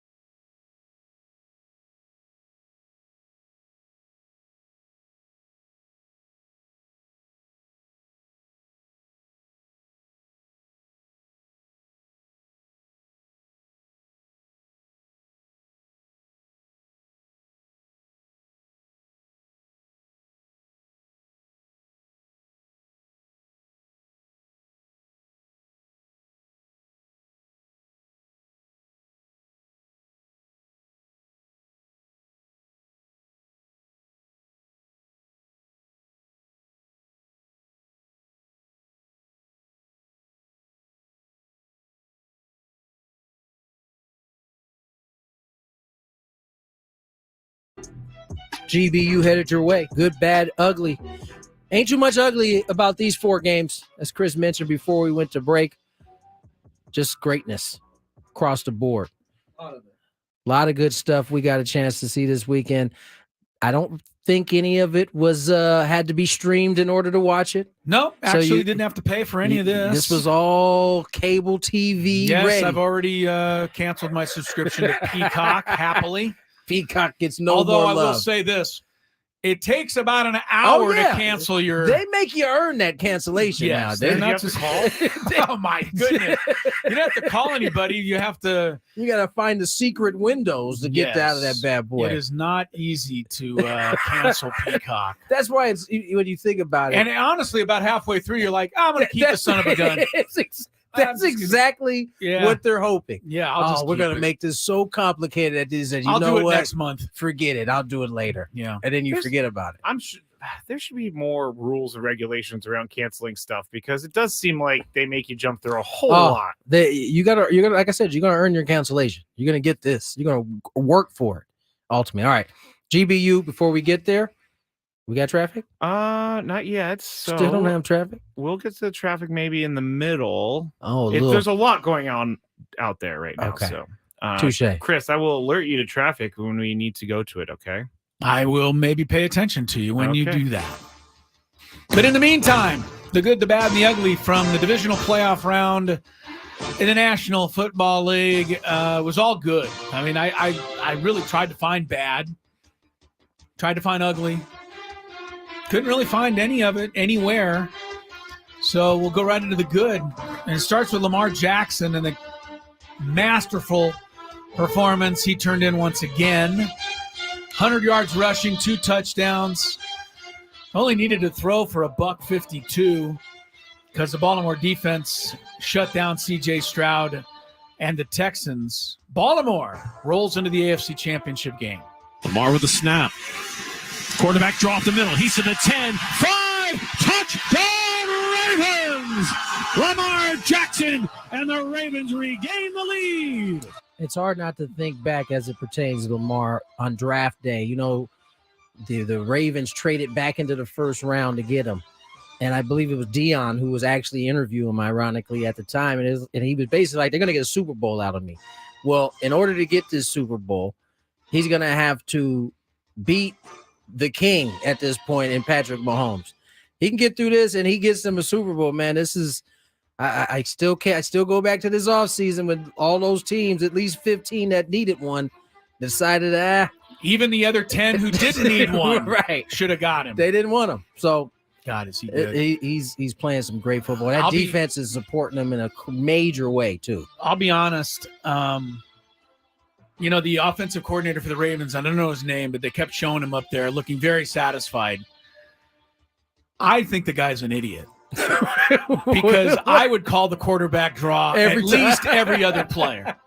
I think I mean, has anybody held it to a gain of less than 10? I don't think so. All season? I don't think so. I mean, what are you doing even bothering with anything else? In some ways, you can thank this coordinator because prior to this, it's been hard for Lamar to finish a season. No, you're right. He's upright and playing perhaps his best football. Yeah, Houston didn't help themselves. 11 penalties. I mean, they made without the kick return. This game is a rout. Is a rout. Yeah, they had 11 penalties. There were a bunch of false starts. They were behind the sticks. Seemed like a young team, huh? Right. You can't do that to have any chance against Baltimore. Only rushed for 22 yards. Baltimore rushes for 239. They just bludgeoned them with the run in the second half. It was just, we are just running this right down your throat. We don't even need Lamar to do it. We're going to use the 3 different backs we got back here, and they're going to just take chunk yards of you all game long in the second half. The Texans look a little tired, too, which they should have been. I mean, they've been playing for their season all year. When did Dalvin Cook hook up with the Ravens? I honestly haven't recalled that until they handed him the ball. Yeah, it was like a couple weeks before the postseason He got released by the He Jets asked for his release from the Jets. to find a team, just like Zach Ertz is all of a sudden now a Lion for the last possibly two games of the year. And how much money is Odell Beckham Jr. making with the Ravens? Tony, I think he's making a good amount. Let me look. 1 catch for 12 yards, only 1 target. I mean, they don't really use him at all. And yet he's gone his way maybe to another Super Bowl. He's making $15 million this year. I which guess is that's pretty not high enough. for a wide receiver. Is it? Yeah. Baltimore 34, Houston 10. Game 2 on Saturday. Skraby probably was a little tight. He had to be a little tight. I know he won't. I know he won't admit it now, but I did. I have admitted it multiple times. His team trailed 3-0. His team trailed 13-7. His team trailed 21-14 going into the fourth quarter. But the top-seeded Bang Bang Gang found a way late. High formation, toss to McCaffrey. Big hole, and he runs out across the 30, breaks a tackle. He's gone. Touchdown! CMC! Oh, but did you guys see that the play clock was 0? It should have never been like this before. And once again, a very poor rendition of my voice. You never gave me a chance to talk about that little. Oh, go ahead. It literally happens in every game. And it happened last night in the Buffalo game, and guess what? They called a delay game penalty. Well, if it was I didn't see that play, but maybe of course it was you did. more, Conveniently didn't. Buffalo got hit over the head with it. Conveniently, you didn't see that play. I just I don't know. Did you get the play off or not? Yes. In time. Yes. You Want to know why? All the no, video, you didn't. All the video clips I see online have the play in motion while it says 0, so it hit 0, but they were still ready to go. I don't know what that means. I don't know what that means because they need to actually have snapped the ball. I was trying to argue, Chris, but that was a terrible That's a good argument. thing. See, I don't even need to come up with things to argue with you about. You just ruin your own argument on your own. But it doesn't matter because it literally happens in every single game. Sometimes they get called, sometimes they don't. It obviously doesn't matter because it counted and the 49ers won because of it. Oh, 24-21. They won because of that one play. That's why they won, Skraby. They didn't hurt. Green Bay had a lot of reasons to think they could win the game, but ultimately that missed field goal hurt them. And, McCaffrey, that guy's too good. I'll say this. Had the 49ers lost, would Skraby be whining about the fact Green Bay one penalty the whole game? I tweeted about it. For 5. Yeah, I know you did. I mean, it is kind of crazy. They're disciplined. No, I channeled Chris's from the Eagles-Dolphins game from way back when the Eagles didn't have one penalty. Right. There's zero chance in an NFL game that one team has 8 penalties and one team has 1 penalty for 5 yards. One team is not disciplined. That's not true. It's just what it is, Script. That's not true. It's just there were only 2 turnovers in this game. Reggie Greenlaw got them both, and Skraby hates Dre Greenlaw. Yeah, Skraby hates that guy. I don't hate him. I just wanted him to go down. 49ers for him to go down. 49ers move on 24-21. All right, before we get to Sunday's action, let's check today's traffic around SD. From the 97.3 The Fan Traffic Center, here's Kelly Danick. Traffic is sponsored by San Diego Imperial Valley high-intensity drug trafficking areas. What a mess our roads are this afternoon, guys. A number of accidents, but a lot of closures due to flooding. To mention a few here, San Diego Mission Road closed between Fairmont and Rancho Mission Road in both directions. You're also going to find University Avenue closed from Harbison Avenue to 69th Street. Alvarado is closed as well, the 70th Street trolley station. Also closure along the King Freeway eastbound at the 125 and westbound between College Avenue and College Grove. South 163's got a new crash at the East 8 connector. This vehicle took it a bit too fast. There's no other reason for this. Wound up over the right shoulder embankment. Further south in the 163, accident has cleared at Washington Street. Hey, Market Street on-ramp to northbound 805 is closed for flooding. So, yeah, keep that in mind in your travels. Northbound side of the 5 at Sassafras off-ramp, we have reports of a stalled car over to the right shoulder. Did you know fentanyl is being sold on social media disguised to look like prescription medications? If it doesn't come from a doctor or pharmacist, then it likely contains fentanyl. Talk to your kids today before it's too late. Get the conversation started at thetimeisnow.org. And Kelly Danick with Gwynn and Chris, San Diego's #1 sports station, 97.3 The Fan. Yes, be careful out there as we get into Sunday's action. In the National Football League, this game also ended up in the good category. And that's because I thought Tampa Bay really played great. I did not have a lot going into this one for Baker Mayfield. Until that last pass, which was probably ill-advised, I thought he played terrific football. He hung in there. He took some hits, kept making big plays. He got betrayed a little bit. Evans dropped a couple on him. But Baker Mayfield, we rated him, guys, the 8th best quarterback of the 8. It's a high rating, though, because he's a good quarterback. Yeah. I mean, he's not bad. Jared Goff was a little bit better. No interceptions. Lions had a little more running game and just a little bit enough of Jahmyr Gibbs. Deep back Gibbs. Goff turns. Gibbs to Gibbs over the left side. There he goes inside the 30, inside the 25. Gibbs, speed, 10, 5, end zone. Touchdown, Detroit Lions. Turning on the Jets. Jahmyr Gibbs running away from the defenders, and the Lions are back on top. It's so cute. Nothing better than a yes, sir, in the middle of a call. Yeah. Yes, sir. Yes. The guy he put the move on there was Winfield, the Oh, all-pro yeah, he's really safety good. for He just ran by him. Tampa Bay, and he just put his foot in the ground. Yeah. It wasn't even a shimmy. It was just, I'm Right going to put my past foot him. in the ground and run to your left and by you. They've got some players there, Detroit, that the 49ers are going to have to deal with this Sunday. Among them is Amon-Ra St. Brown. Yeah, he's I thought he's a tough dude, man. I thought he made the play of the game on that third and Yes, long, and yes. he came back, caught the ball 2 and yards then short, battled for and the then yards. just took both guys with him for the first down. That was a big play. That's a mean wide receiver, It man. is. Like He is. I would hate to have to deal with him for 4 quarters. Is he's the guy whose dad Yes. used to be He Mr. was Olympia, Miss Mr. Olympia. World or something? Yeah. He had a message for Kevin Durant's Cavs when they what was it, the Hard Knocks, where he was like, I don't understand how that guy keeps snapping his Achilles tendon. He needs to do some calf raises. I'll say one thing. Oh, that was his pops who said that. Yeah. Well, Amon-Ra St. Brown's dad, I mean, I think he's on Amon-Ra's case, Yeah. making him lift like 24/7. Yeah. It's just kind of strange because he is an adult now. But Well, he's one of the strongest guys in the NFL. He proved it the other day. he Lions did. go to the NFC Championship, 31-23. I also want to mention, because I forgot to mention it last week, conveniently, I guess. But the Lions now, with a couple of playoff wins this year, leave the Miami Dolphins as the team in the NFL that has gone the longest without a playoff Yeah. win. Yowzers. when was Yes. that? Honestly, I'm asking. 2000. Ooh. Last time the Dolphins won a playoff game, they have the longest drought of any team. Wow. Thank you very much. Final game last night. Yeah. Put that away for a few months. Until they start September 5-0 next year, like they always do. Yeah. Yeah. They do. All right. In the great category, to me, was the matchup between Mahomes and Josh Allen last night. Kansas City wins it 27-24. Kelsey got back into the act.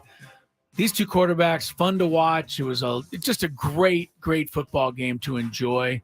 And KC comes through in Mahomes' first road game. 4th down and 9 for Buffalo. Placement down. Bass's kick is up, and the kick is no good. A little prophecy. Tyler Bass has struggled, and he just misses the kick. And the Chiefs will take over at the point of the missed kick. Kiss of death right before that. They posted 9 for 9 in postseason field goals, and seconds later, Yeah. first miss. The best thing I saw on that field goal was a tweet of a Kansas City fan getting out a standing I saw room that. fan, And said it facing electric fan, the TV. facing the TV, but blowing the kick wide right from in the the side direction. of the TV That's screen. kind of funny. And then, of course, the kick went wide right. And they And lost the guy it. went They crazy, lost jumping it. up and down on the tweet. That was a good tweet, for Yeah, sure. was funny. That is fun. He helped. I guess so. Yeah, Josh Allen's got to feel it. Did you see the Bills fan bawling his eyes out at the end of I the game? did. I did. That hurt. That's painful. I mean, 3 times now they've gone out to Kansas City. They also lost at home last year to Cincinnati. You wonder if Buffalo's ever going to get it done, not because they can't get it done, but just because you got to beat Mahomes to get it done. This guy's the man. The AFC is so loaded with quarterback. I mean, the conference championship has been something of Mahomes, Brady, and or Burrow. Allen, and or Burrow, Yeah. now and or Jackson. Yeah, you got to get one by one of these guys. They can't all go to They the Super can't keep Bowl. going, They right? can't all go to the Super Bowl, but they're going to be the ones you have to beat to get there. Kansas City won at 27-24. The play that may not be forgotten in Buffalo, but probably throughout football, was that beautiful 70-yard bomb Josh Allen laid into the arms of Stephon Diggs in the fourth quarter that he dropped. That was heartbreaking for the Bills, I hate- especially for a guy of his caliber. Stephon Diggs has been one of the best receivers in football. I don't know how he missed that one though. Yeah, that was tough. But I there's a part of fanning that I'm not a fan of, and that is like it can't just be, oh man, he dropped the ball. That's a terrible play. It's he needs to go now. He needs to retire now. Josh Allen's probably going to bed happy knowing that he dropped the ball. But that's where we are. It can't just be, man, he didn't make that play. It's got to be like made personal. And I did see one Dolphin tweet today in regards to the Bills wanting to get rid of him. We'll take him. Yes. Stephon Diggs still pretty good. He is. But he missed that one. And my wife had a big issue with the Bills fans throwing snowballs at all the Chiefs they've after been the doing game. it forever. Yeah. I mean, they've been pummeling the opposing team. Oh, that wasn't her point. Oh. Her point was that the Chiefs were taunting the Bills fans. Oh, She didn't like that. Man. She said they're taunting. They deserve the snowballs. Oh, no. I said, welcome to the world, though. I mean, this is the way athletes are, man. They taunt. They celebrate. Chiefs fans, our Chiefs players were more than willing to put up with a couple of snowballs. I've watched a lot of Buffalo playoff games. They throw snowballs. Yes, they do. And guess what? You're going to get it back when you throwing snowballs all game and your team loses. You're going to get a lot of waving. I thought Chris Jones was hilarious. Blowing some kisses. Sure. Did you see the heart that Travis Kelce gave Taylor? I saw it. I think they said it was to his fans in the stands, It but we might don't have know been. who it was I to. have a hard time believing that her seats were in the corner of the stadium because that's where he was doing it to. As the tweeter earlier said, they could show us shots of the corpse of Jerry Jones every time the Chiefs score. So let's enjoy Taylor Swift. Fair enough. All right, there we go. 4 o'clock hour on the way. Chris versus the fans, 833-288-0973. Here's your chance to play.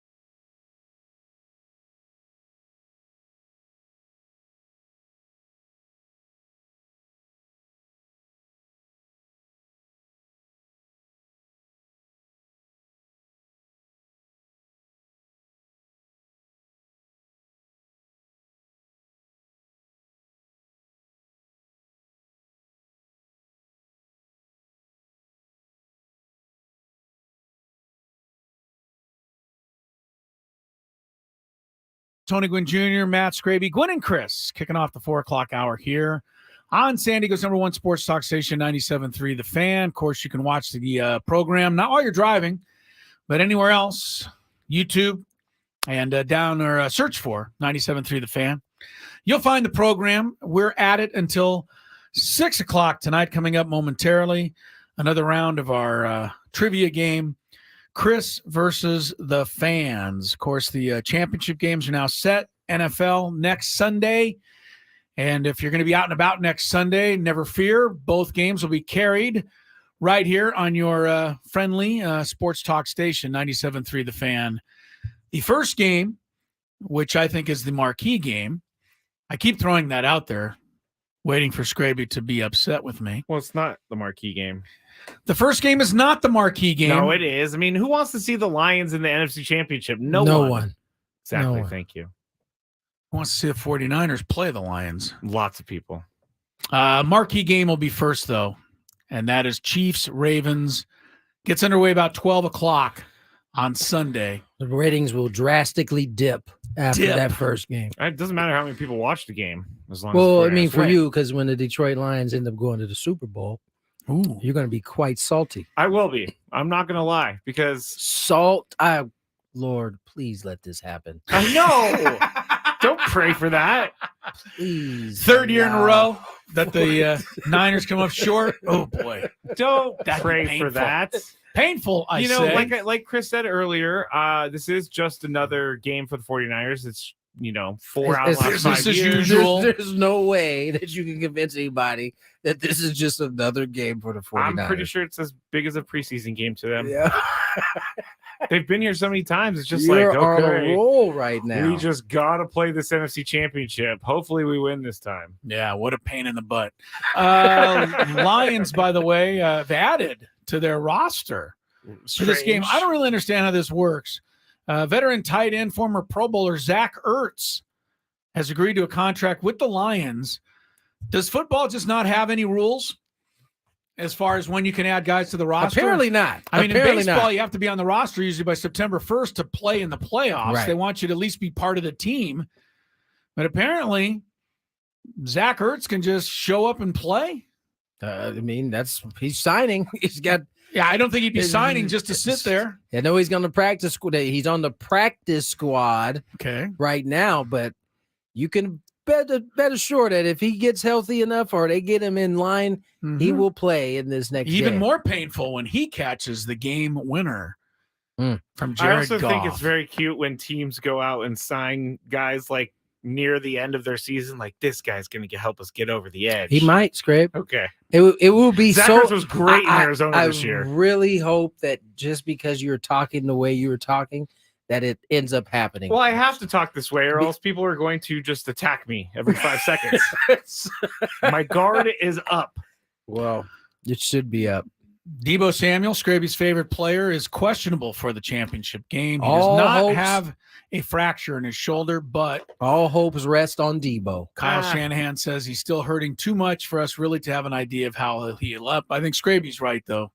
They're just not going to tell anybody. Oh yeah, no. They're gonna run this up till game time decision. They're going to make this game like, time decision. Yeah, like this is He was out early running routes to see if he was all right. Yeah, these are like secrets of getting into Fort Knox, trying to figure out whether or not Deebo Samuel will play in the game. There's a reason why he went out early. And how many points did the 49ers score in that game? 24. How Yeah. many did the Packers score? 21. I'm just saying, young man. You know what the worst part about Their offense looked quite ordinary without Deebo. I'm with you. And You're not and saying you know what else? anything that I don't You know what agree else with. happened? That's again didn't end up costing him, but the bully got caught one time. That was the bully weakest penalty I've the ever bully seen. got caught. Trent Williams. Talk about a cheap flop. shot. He got Talk caught. about a flop. It wasn't a cheap shot, but He pushed him away. Like, get away from the me, 6'9" offensive tackle pushed the corner, and the corner may embellished a little bit, Skraby, a little bit.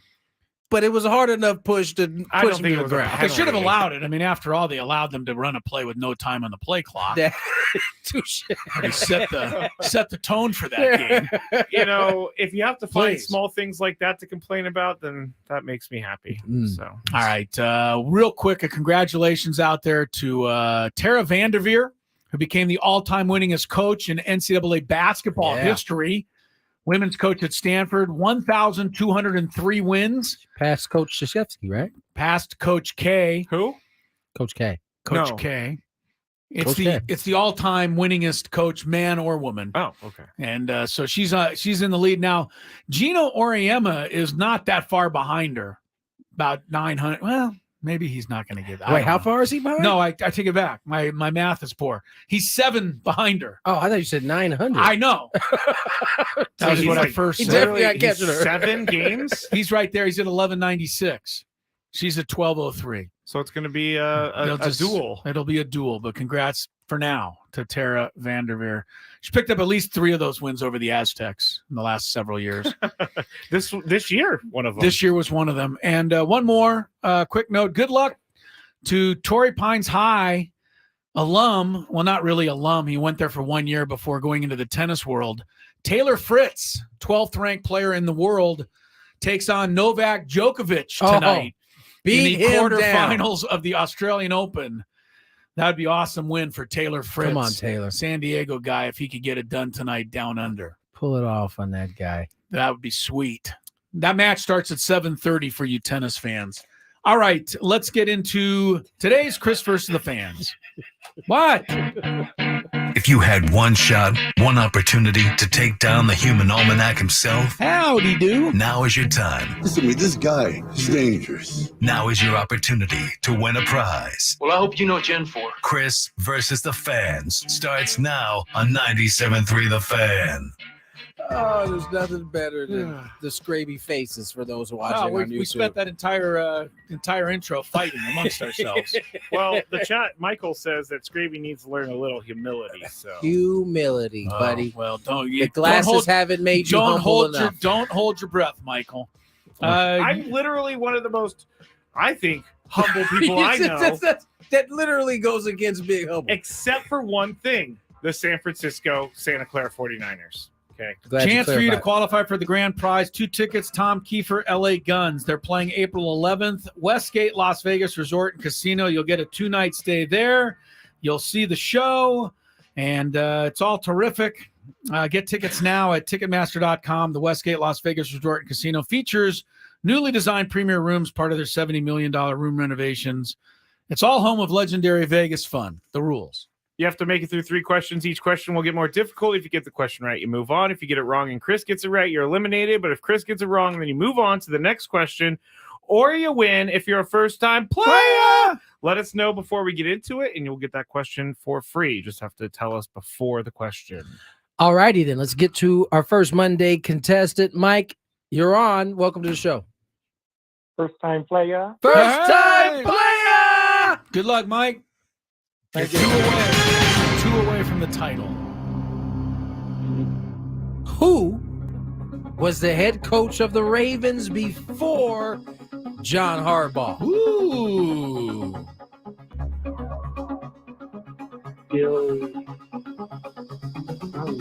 Bill. That's tough. What you got for me? Got Bill Belichick. Bill Belichick.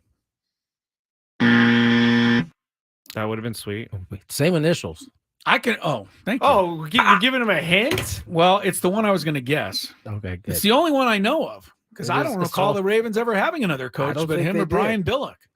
If they did, then I'm wrong. They do. They had one guy for like the first 2 years. I can't even pronounce his name, but he wasn't very good. They've honestly only had 3 coaches in their franchise history. Well, they've been around since like what? The Browns moved? Yeah, they came on in 99 maybe. Something like that. I have to get this name first because when I looked up this question, it was so dumbfounding to me. I need to know if Chris knows this guy. We've had Brian Billick on here, haven't we? Way back when, yes. San Diego State guy, Brian Billick. Yeah. Ted Marcabroda? Oh, Ted Marchabroda. Marchabroda. Yes, Never heard of that guy in my life. He had previously coached the then Baltimore Colts Oh, back in the day. All right. And when the Ravens Oh. started, he went over to the Baltimore Skraby, Ravens. stop it. No, You still don't know who he is. they're trying to play on the nostalgia of the Baltimore Colts by bringing in that guy that's what to they did? Baltimore Ravens. Yes. All right. That's what they did. He was 16 and 31. So Let's get to our next contestant. Oh yeah. Luis, welcome to the show. Luis, there he is. You are correct. They've only had 3 coaches ever. That's weird. Ravens. Go Luis, ahead. you there? Yes, sir. Can you hear me? We Hey, got we you, got sir. you, Luis. Good luck. First question.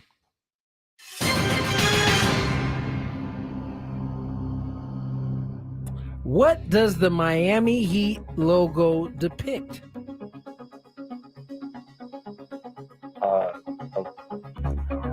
A basketball with fire on it. Flaming basketball.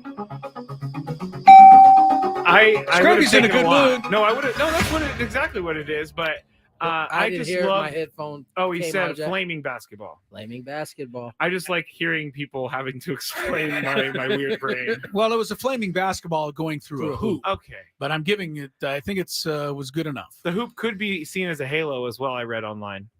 Question number Why 2. it would makes no sense. But I know. You're I right. know. But that's not my thought. That was an online thought. Question number 2.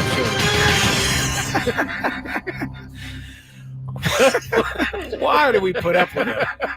What player led the NFL in sacks this season?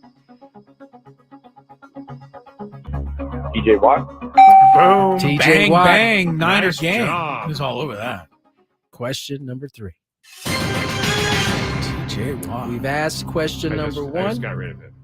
And the Chiefs led the NFL in drops with 39.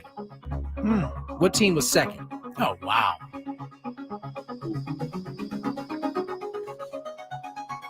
This is good news for I'm you, gonna go Luis. with the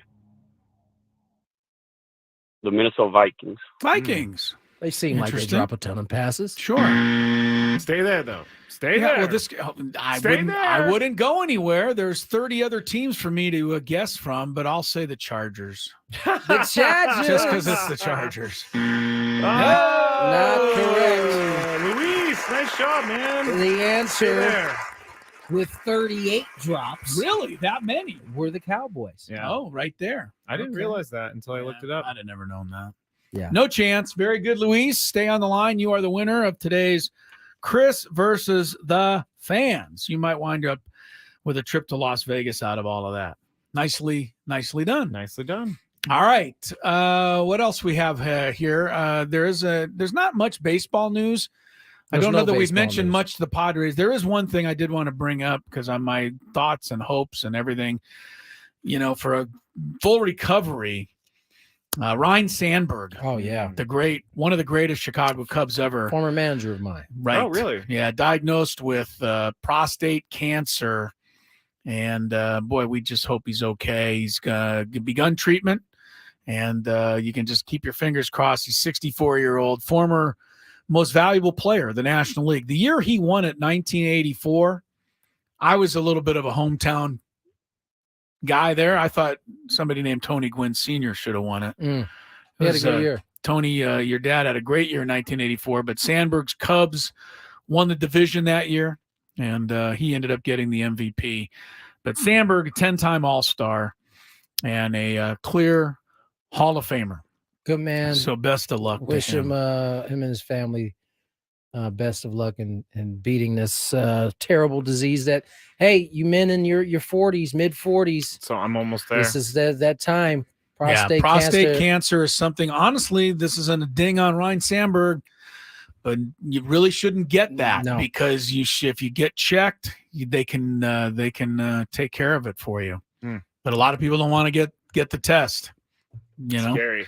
It's not convenient. It's definitely not It's convenient. just better than finding out you have prostate cancer. I definitely am getting myself checked before we go to spring training. Make sure that everything's Good all for you. copacetic. All right. Tommy Edman, La Jolla guy, 2-year contract extension. Cardinals Yeah. avoids salary arbitration. Got a little extra year in there too. So good for Tommy Edman. How much? He asked for six.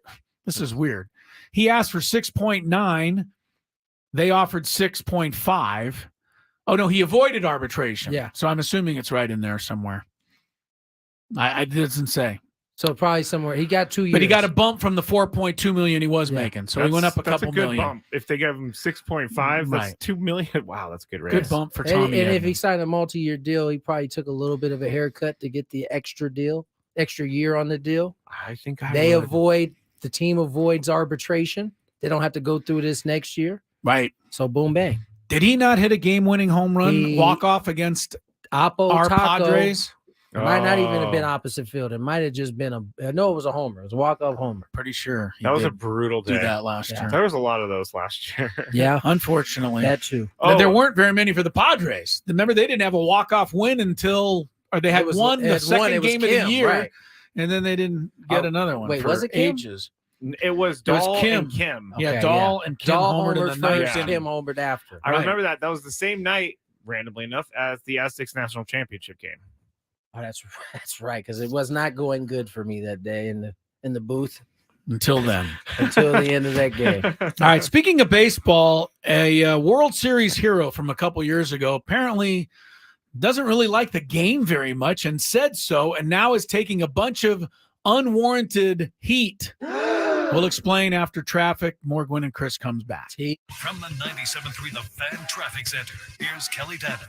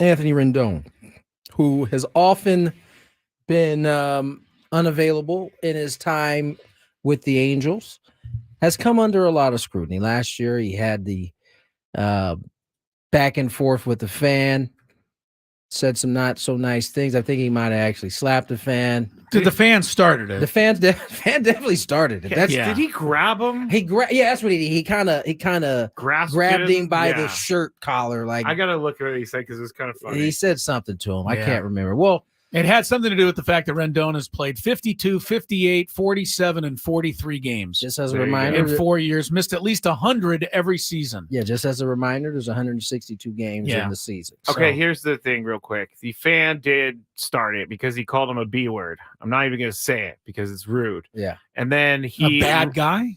Yes, a bad guy. Okay. Rendon continued to challenge the fan.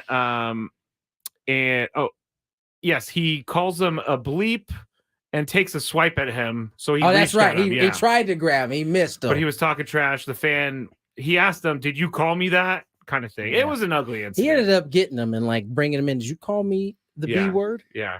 And that And fan so- never did that again. Yeah, I'm sure he's thinking twice about doing it again.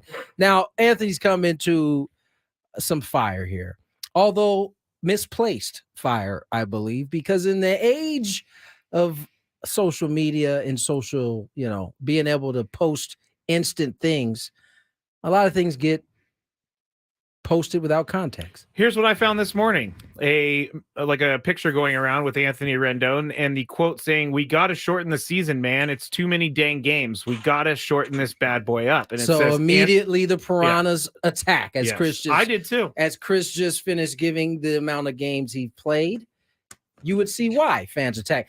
Only there was a slight piece of wording before that statement. Yes, they conveniently left out. Kind of gives it some context. Craven? If you could change one thing about Major League Baseball, if I gave you that power, what would you do?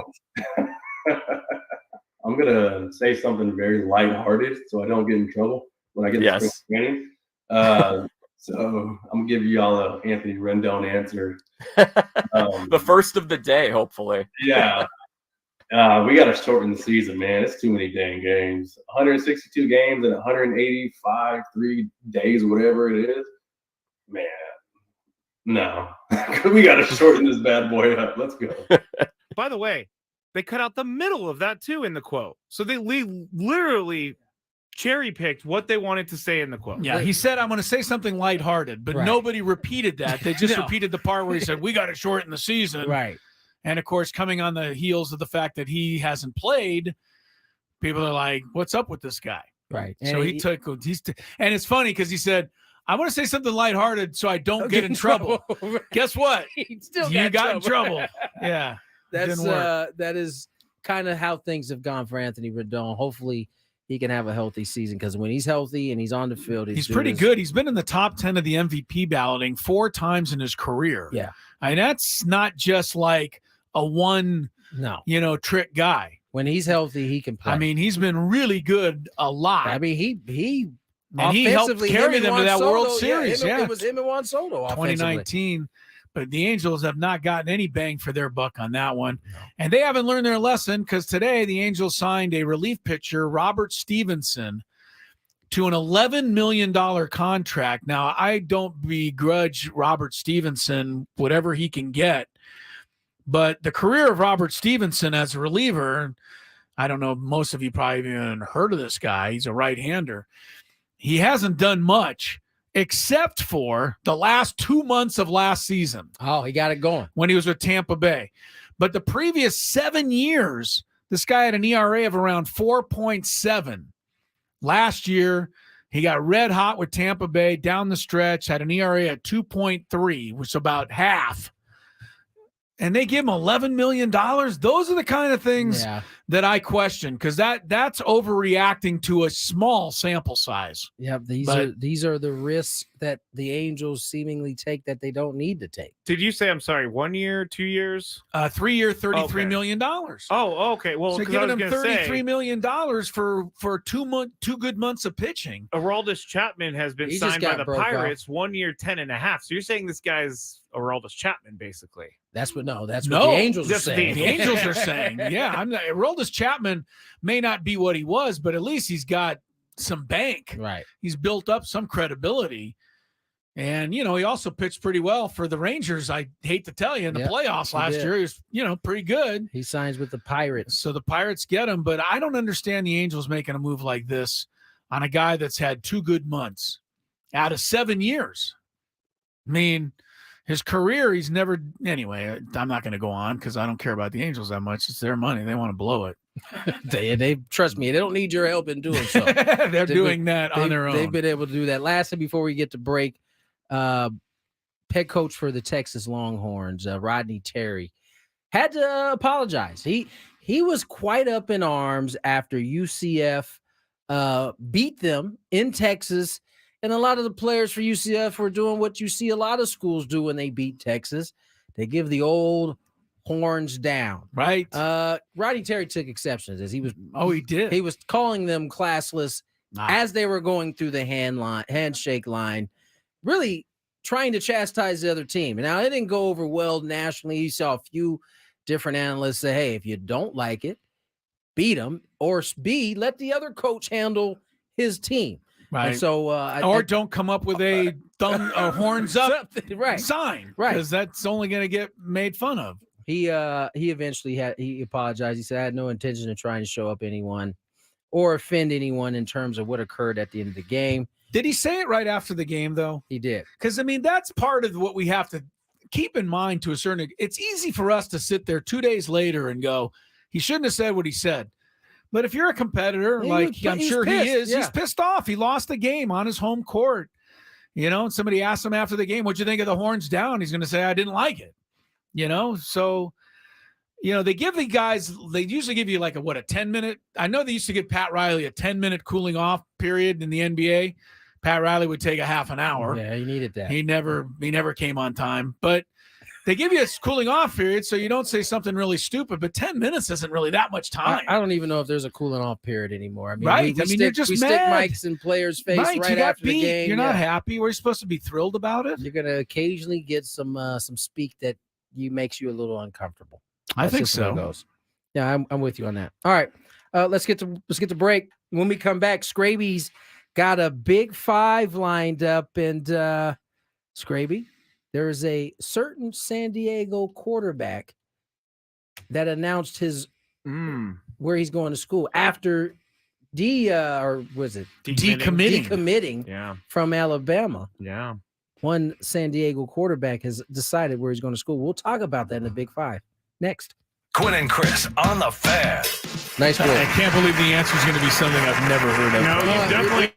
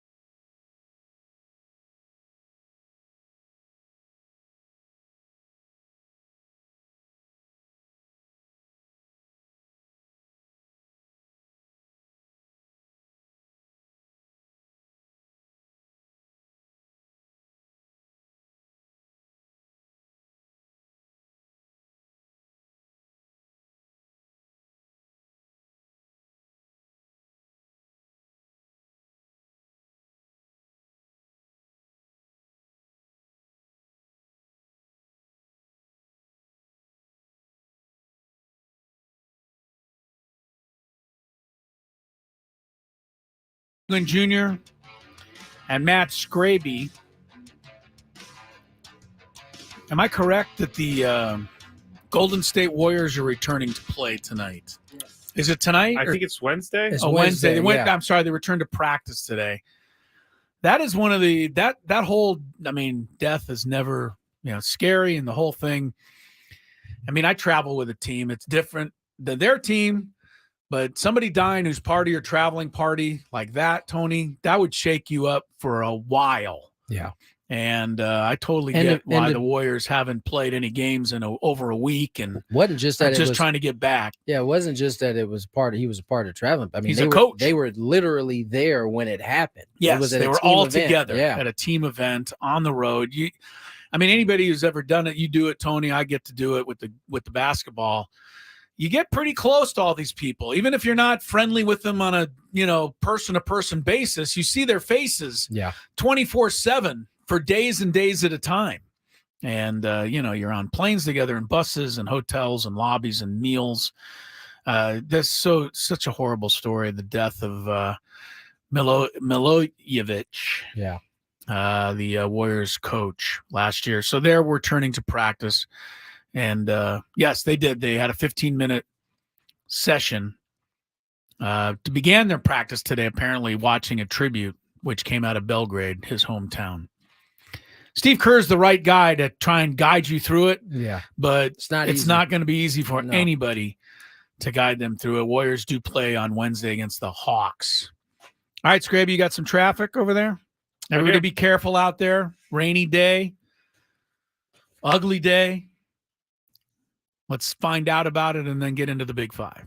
From the 97.3 The Fan Traffic Center, here's Kelly Danick. Traffic is sponsored by San Diego Imperial Valley high-intensity drug trafficking areas. What a messy ride this afternoon, guys. Yeah, give yourself plenty of extra time. Take it extra carefully. Emergency crews having to shut down the Old Town on-ramp to southbound 5 to clear a vehicle that went over the side. A lot of closures due to flooding, so please don't even think of trying to drive through some of these areas. And guys, have your headlights on so you're more visible to other drivers. Drugs today are different. Fentanyl is often mixed into pills disguised to look like prescription medications. It's important to listen to your kids and what they know about drugs. Talk to your kids. Don't let time run out. Start the conversation. Go to thetimeisnowsd.org. I'm Kelly Danick with Gwynn and Chris, San Diego's #1 sports station, 97.3 The Fan.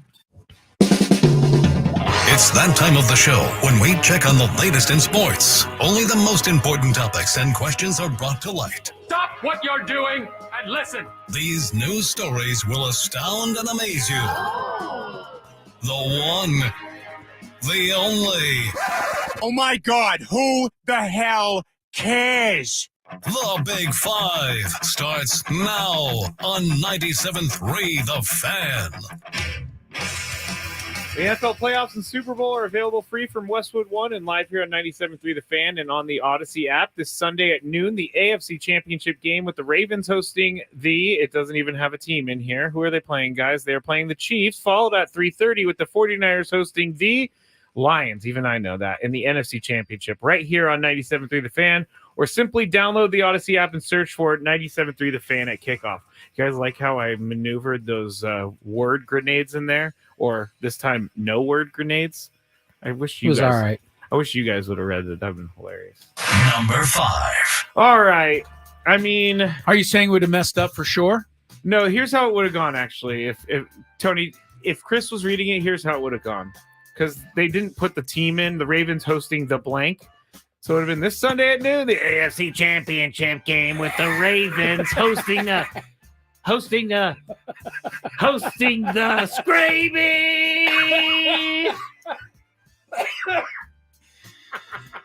I don't know which of my voices I like the best. That might have been the closest. That might have been my favorite. Hosting the. All right, I gotta get going. There's no. By the way, Skraby, Joel Embiid.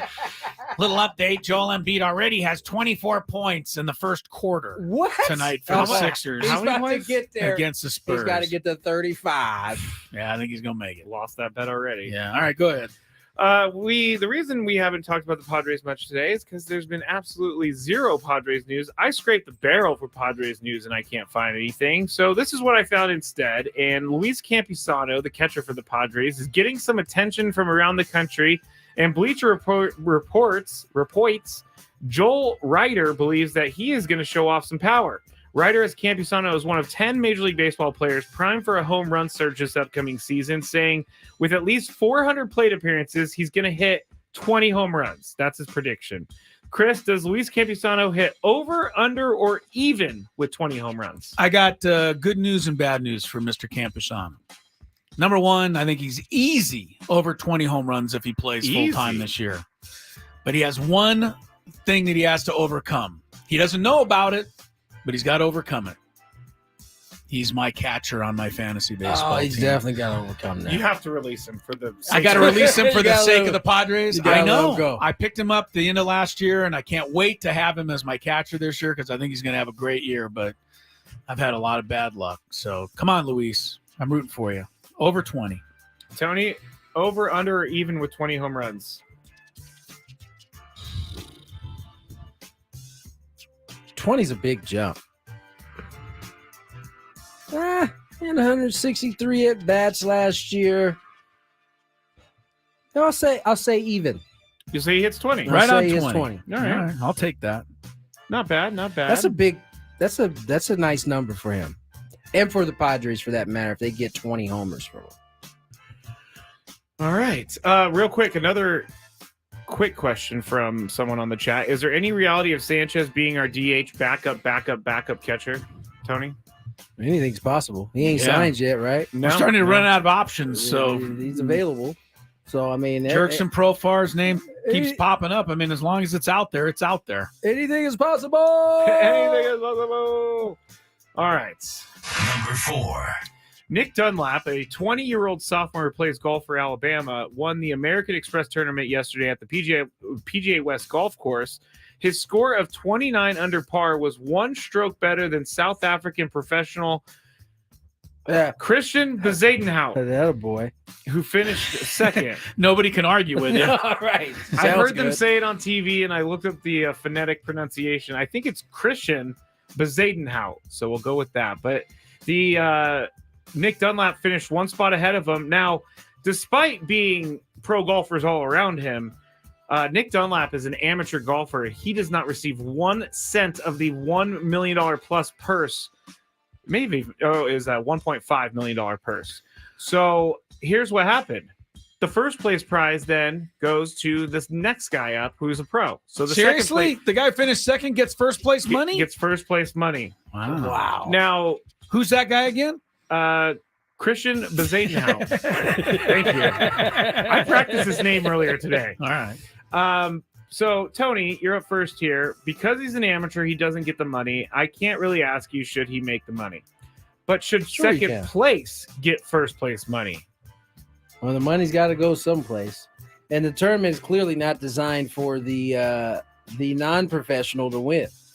I don't think I think I read earlier that the last time this happened was 1991 when Phil Mickelson won the Phoenix Open. Yeah, so you're not designed to win it. And so they're just not as good as pros. Well, that's fine. You're not as good as pros. This one happens to be as good as a pro and beat the pros, but he doesn't get the money. So, it slots down to the next guy. Technically, he won. Can you please pronounce the man's name who took home? Bezuidenhout. Come on, everybody knows that. It's all good, dog. There's no Hoff at the end, but close enough. Chris, should second place get first place money? Seems like a pretty lucky deal for the guy that didn't win. Definitely a lucky deal. Yeah. He's the first pro to finish, right? All right, I'll say no. No, they should give the money to the golfing fund. Right. They should put it back into the Live Golf Fund? Yeah, give it to... Did this guy win on the Live Tour? No. He won the the Bob Hope thing, right? Yes, the American Express is what they call it now. Well, yeah, this is a weird deal. It hadn't happened in a long time, but I say no, it doesn't seem fair. But I don't know what else I don't have a better alternative. Now, what I don't like is that he immediately withdrew from the Farmers Insurance Open, so he's not going to be going to that. Why do you think he did that? Because he wants to go pro as soon as possible. And by playing in this, he can't? Well, he's still an amateur. He still has to gain his card. But why does playing in this have anything to do with that? I don't No, but Okay. I feel like he wins the tournament. He doesn't need to play in this one anymore. I don't know what is happening, but that's kind of messed up. You win a tournament, you got to play the next week. As a 20-year-old amateur, come on, bro. Hey, you never know what's going to happen when you're 22. He got some classes he got to get back to, man. Do not even start with that. College athletics is about the books. Hey, he might be about the books. I don't think he is. I don't know. Might have to go back to work at Burger King. You I mean, the never guy's know, got to make man. a living. Okay, well, He if he's didn't going win back to work, he I'm didn't okay win with that that. prize money, so leave him alone. If he's going back to work, but you don't play golf for the University of Alabama if you have another job. I'm just telling you that. Maybe you do. Maybe you would. I know. Maybe he's getting so much NIL money at Alabama, he doesn't need to play on the tour. Chat says he's celebrating with his friends and family. Big whoop. Get out of here. Play another tournament, He wants dude. to celebrate with his friends and family. Big whoop. Big whoop. I hope this is the only win he ever gets. You're a hater. Oh, my dude. goodness. You love other athletes so much. Number 3. I don't know why my anger got the best of me there, but it did. Some people are just not sold on Mac Jones as the Patriots quarterback. Head coach Gerard Mayo seemed impressed when he told ESPN that Jones was working at a facility the day that the Patriots introduced him as head coach. But in other parts of the building, it seems like Mac Jones has worn out his welcome. This is an anonymous quote. Oh, my favorite. From the Boston Sports Journal. So listen to the quote, and I have a feeling I know who said this. I'm going to give you different. You have a feeling. I don't know the name of the person, but you don't know. Just listen to the quote. Here is what this anonymous person said about Mac Jones going to the press conference. He was in his workout gear, which is ironic since he cleared his entire locker out at the end of the season. Not a single hanger, completely empty. I mean, come on, man. Everybody's watched him play. They've watched him act like a prima donna. The team is sick of it. Everyone's sick of it, end quote. So with that in mind, Chris, does this anonymous source sound like a player, coach, executive, or team staff member? Sounds like the GOAT himself, Bill Belichick. On his way out. On his way out the door. Oh, I didn't even think about that. I have no idea. I didn't even think about that. But it does sound like a player. Thank just you. Based That's on exactly where the I'm going tone with of the this. quote. Yes. The tone of the quote tells me it's a player because it looks like... Sounds like a player who's kind of like you, just not being Okay. appreciated enough for what they do. I don't think that's it, but... Tony, do you think it was... who do you think this was, an anonymous source? This sounds like some type of executive or team staff. Okay. So like team staff, what I Interesting. meant by that would be like a clubby. Clubby, yeah, someone who's in there. Clubbies, no. Or go in there a lot. But the clubbies, I mean, are they sources? I mean, any of the clubbies you know that work for the Padres, would they take a risk of giving some information to the media behind? No. I wouldn't think they would. Not clubbies per se, Okay. but like people who are connected to the front office, but are also down in the clubhouse. You know what I'm Okay. saying? Like Doctors? quality control, stuff like that. Oh, quality control guy would I could definitely definitely tattle. see that. I could see a quarterback's coach or something along those lines. I don't see a clubhouse attendant doing it, though. They're like the most loyal. They have to be, or they don't. They don't have a stay. job. Yeah. All right. Yeah, it does. It's not a good look. It could for be a Mac player Jones. too. It could be a player too. I just, in football especially, it seems like that's kind of hashed out mano a mano. That's true. I think it would be very annoying, like if we went into this meeting and we know that there's a guy, Chris, never goes to meetings. Chris, no one's gonna take me on my bait of Chris. I see What, did I you're never doing. go to a meeting? I see but, what you're doing. But then, like, the one person who never goes to meetings and never does anything shows up and is like, hey, I'm here and I'm smiling and I'm happy. Antennas. Yeah, way up. All right. There we go. Thank you. If you were on the stream, you saw Tony giving himself antennas. Number 2. Now that Nick Saban has retired, the mass exodus of players from Alabama has been pretty good business for Ohio State because they've landed 2 big-time players from the Crimson Tide. Freshman All-American safety Caleb Downs and 5-star quarterback recruit and Carlsbad High player Julian Sayin. I have a question about Julian. Yes. Last week, he said that he was transferring. How is he transferring and he's not in college yet? That's a good point. How does he have to go to the portal when he's not That's a actually really good point. at Alabama? I thought about this all weekend, and I couldn't figure out how exactly that works. Seems That's like a a good fair point. thing to think about. I don't know.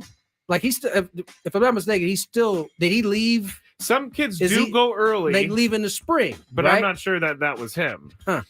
That is strange. I digress. Go ahead. Oh, I'm gonna have to try to find the answer to that. So with the transfer portal, a huge part of how things work these days, Tony, this is a Skraby question. Do you think a college football championship is not as prestigious as others? Is that to me first? Yes. I think the championship is still prestigious. The portal just, it muddies everything else. Like once they're on your team and you're going through the season, cool. But once the season ends is when all of the chaos really happens. Portal jumping, guys leaving, coming. They got to figure out a way to clean it up, at least so that it makes sense. It's not like the Wild Wild West. By the way, remember we did the story on the quarterback that was going to Florida that had changed. Oh yeah. Now Florida is being looked at by the NCAA for his exact deal. Really? Yeah. Interesting. Chris, do you think the college football championship is not as prestigious as others because of this? No, I think it's still very prestigious. But they got to fix the rules, and I don't have the answer. It's out of my pay grade. But they opened up the Pandora's box. I don't know that they can get it closed. All right. I mean, I don't have you should be able to okay. do what you want to do. At the same time, guys are leaving, it seems like almost mid-season now, going to another team. So it's hard to follow college sports, football. Yeah, it's definitely harder to be attached to a school unless you've gone there than it was in the past. I'm getting notification from the chat that Julian saying did leave early to go to start attend spring Alabama. practices, yeah. Okay, so that's why he's transferring. All right, that makes sense. All right, we got just enough time. So this story came out of last weekend. A writer was asking Brock Purdy about his relationship with Kyle Shanahan, and here's the story that came about. Early in the offseason, Niners coach Kyle Shanahan sat down with Purdy and assured him that if he was healthy, he would be the starter unless Tom Brady wanted to play one more season for his hometown 49ers. Purdy said that meant a lot to me. He said, I remember him saying, if we can get Tom Brady, we're going to go try to get him. And I was like, yeah, he's the GOAT. I get it. But something deep down inside me was sort of like, dude, I just showed you I could play well in this system, and we were one game away from the Super Bowl. More than anything, I was like, okay, now let's go, end quote. Chris, would it have been the right move to play Tom Brady over Brock Purdy? No, because if they had done that, you would have I told you so until the cows came home. So thank goodness it never happened. Right. Yeah, just for my own peace of mind. Tony, do you think would have been a right move to play Tom Brady over Brock Purdy? Yes. And I'm glad. I hope Brock didn't play it like our boy Wilson. Like, I'm just going to have to beat him out. No, you're not beating him out. Sorry. And it sounds like he was like kind of maybe a little excited about it, but he also wanted to play at the same time. But all right, when we get back, we're going to recap the biggest news stories of the day. We still have Hall of Fame talk. Hey, it's Annie from Annie and Elston. I'll bring my perspective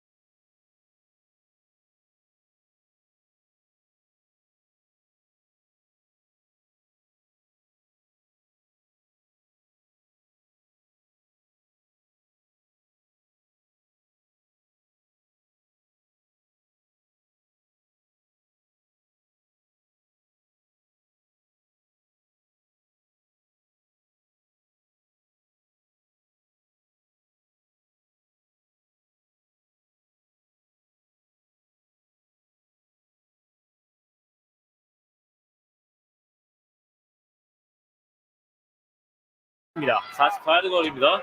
타일러 베스. 오른쪽으로 벗어났어요. That was the Korean call. I love that. Of the missed field goal. Oh, yeah? By Bass for the goodness. Bills. Poor Buffalo. Oh! It was in unison. It was great. It was. I hope nobody dove into Lake Erie after that. I mean, those poor fans in Buffalo. I was thinking about this today, Tony. And That's a Skraby. good cold plunge right there. That would be cold. That would bring you right back, though. Ooh. And you did that, you'd be like, oh, wait, let me get at it. What NFL team's fans has it the most painful? Detroit, Like, no give longer. me the top three. I mean, Detroit's not there right now because they're hot, but I mean, they've certainly been through 60 years of misery. The 49er fans think they should be in the running because they've been so close to. No, I'm just saying they've been so close to the Super Bowl and haven't made it. There's a different list here. That's a different deal. The Cowboys fans feel like they never make it. There's a list of teams that fans actually feel like they are down, even though their team hasn't made it. And then there's the list of the 49ers, Cowboys, who haven't won in quite some time. Yeah. But their fans, but they had so much before, they ought to just be quiet. Right. Not only that, their fans they think that they're winning entitled every to win year. more. Exactly. So but it's I a think you can different list there. Yeah. I think you can make a case for Buffalo Bills fans. Oh, yeah. Just they've never won the Super Bowl. They haven't been now since 1993. So it's been 30 years since they've been to the Super Bowl. And they've been this close for how many times since then? You know who should be at the top of this list? Who would you put? Browns? Maybe Browns are really, yeah. The Chargers should be at the top. You go of this Chargers. List. You think But Chargers because they had their team taken away. But San Diego fans because they had their team ripped from them. Right. You lose that base that is like kind of feeling sad about it. Yeah. Now they're just angry. And then you got the fan base that follows the smaller fan base that follows the team that's in LA now. Those 7 people. And I don't know that's been long enough for them over there. Yeah. I mean, I know as a Miami fan, I feel like nothing's been more painful to not win a playoff game since 2000, to collapse in December every year. But I think, I think Buffalo, I saw last night, I felt for them quite a bit. Buffalo and Cleveland definitely come to mind quickly. Yeah. Because they never have won. Commanders are getting up there too. Commanders haven't been to the championship for a long time. Anyway, it was just something I thought about when I watched the poor guy looking into the camera, just bawling his eyes out, trying to cover it with his knit cap. His tears are probably frozen by the time he was came off flooding his face. tears at the end of that game. He was crying hard. Yeah. Baseball, as we mentioned, not a lot going on. Adolis Chapman signs with the Pirates, was it? Yes, Pirates. The Bucks. Aroldis. What did I say? Adolis. Oh, yeah. Sorry, Aroldis. Aroldis Chapman, you're like, why are you even still pitching? And he still throws like you've done 100 miles everything per hour. But yeah, I was going to say, I mean, you're going to go for the Pirates where they, they're not going to win the World Series. You just, but I was just thinking the Pirates' money's still just as good as the other guys. That still cashes. That money still cashes. Yeah. I mean, somebody calls and says, hey, we got 11 million. If you'll just got your name all over it. If you just come to spring training, I mean, God, where's the plane? Yeah. So Aroldis Chapman signs with the Pirates. Really, the only thing going on. A lot of the Boris clients still. We talked about this. Still out there. That's what Blake Snell, Cody Bellinger, Jordan Montgomery, Matt Chapman all have in common. They are all Scott Boras guys, and so as free agency continues to go on. It's typical that the top guys usually clear the way for everybody else, and those guys haven't signed. And I think that's part of the reason why it's been so slow. Now, in the past couple off season, Scott Boras hasn't had all of the top guys like he seems to have this year. That team that's seemingly kind of holding up free agency a little bit. Do you think, guys, at all that maybe Scott Boras is playing the hand too heavy? There's always a chance that there's always a chance, but it never turns out that way for Scott Boras. It really it doesn't. seems like his clients are not getting the sniffs the that they last wanted. guy I can remember that it backfired on. It hasn't happened in a long time. Do you remember the Phillies setup guy? Was it Matson? Ryan Madsen? Yeah, I think that's maybe so. I think initially had a big deal out there. And somebody ended up signing over top. He ended up having to take far less. Yeah. I think he ended up firing Scott Boras. Fired Scott on that one. Yeah. Huh? But I Well, can't think of it backfiring at all other than that one time. Yeah, Scott Boras usually wins. He's got a. I mean, he knows the team. He's got ultimately covet the player. The reputation for being hard line, but he's got also the reputation. I mean, guys hire him because he gets the money for them. As the CBS article points out, it's not a coincidence that all of the unsigned in mid-January are Boras clients. Boras is more than willing to wait out the market with top clients, and it's by design. With Yamamoto off the market, Montgomery and Snell are the best available starters. And who do you have? And who do you have to call to get them? Exactly. You got Scott Boras. That's who you got to call. I have more information on the Ryan Madsen thing. So it was believed that the Phillies had offered him a 4-year, $44 million deal made early in the offseason in like 2012. And then the Phillies went out and signed Jonathan Papelbon for $50 million, and then Madsen had to settle with a 1-year, $8.5 million deal with the Reds. Yeah, and he never got that back. And so that's the only time I can think of it ever backfiring. It's a risk, but somebody's going to still pay a couple of million. But you may not get $9 million. Mind you, in that case, and why it didn't work is that Scott Boras didn't have the top client in that particular pitcher spot. That was Papelbon that year. In this case, he's got all 4 of the top remaining. He had Yamamoto, he's signed. Now he's got the other 2 remaining top pitchers. So you got to come to him.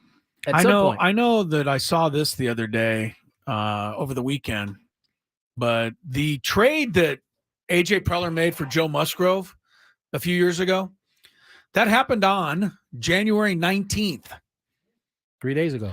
It's only 3 days ago from where we are now in this offseason. I bring it up to try and allay the fears of people who think the Padres are going to running out of time. They're going to go into the season without a full roster. They're going to play Azócar in right center and Fernando in left center. I mean, it's not going to be the case, but it is. We would like some Padre news. Sure. We'd love to know, but all in good time. I think you have to wait for some of these bigger names to come off the board in the free agent area so that some of the smaller names will, be willing to sign. No, I think I just think that when you have the top guys, teams they're gonna come to you at some point. They're gonna get anxious just like the players do.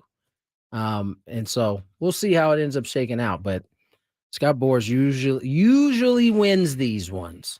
Usually. Yeah. Is there I feel like maybe the other thing that could be holding up free agency is that there are a lot of good trade options out there as well, and those take a little bit longer to come together. Go ahead, Skraby. Well, I was just thinking like maybe the owners are sick of Scott Boras, and so they're like telling their guys not to overspend because of what's been happening so far this offseason. That would be collusion. There goes the stay tuned for that. The Skraby Chronicles and the and the collusion and the conspiracy theory angles will come up after 6 o'clock. The reason that I asked the question is because I didn't know the answer, so I asked it to you guys. No, I mean teams want good players, and if they can afford to go get them, they find a way to go get them. Boom. Boom. What you got? All right. That's pretty much all the baseball I could drum up today. You guys got any other baseball you want to go through? No, I don't have any baseball. No, I got there's some football. more baseball. NFL hired a coach. Tennessee Titans did. Oh, they just hired the coach from the Bengals. Yeah. Wait, head coach? Offensive coordinator. Yeah. No, that happened? That just came across my 26 phone. minutes ago, Adam Schefter. Brian Callahan. Yeah. As the next offensive head coach. coordinator of the Bengals, now to the Titans. Yes. All right. So how many openings are left? Maybe 5? Charges, who apparently met with Harbaugh again. A second time? Boy. He's going to become the coach there. Harbaugh. Bill Belichick's going to become the coach in Falcons, Atlanta. Chargers. Who else we missing? My brain is not working. Yeah, Panthers have a coach? No, they don't. Panthers don't have a coach. Maybe we only have 3. Titans do. Commanders?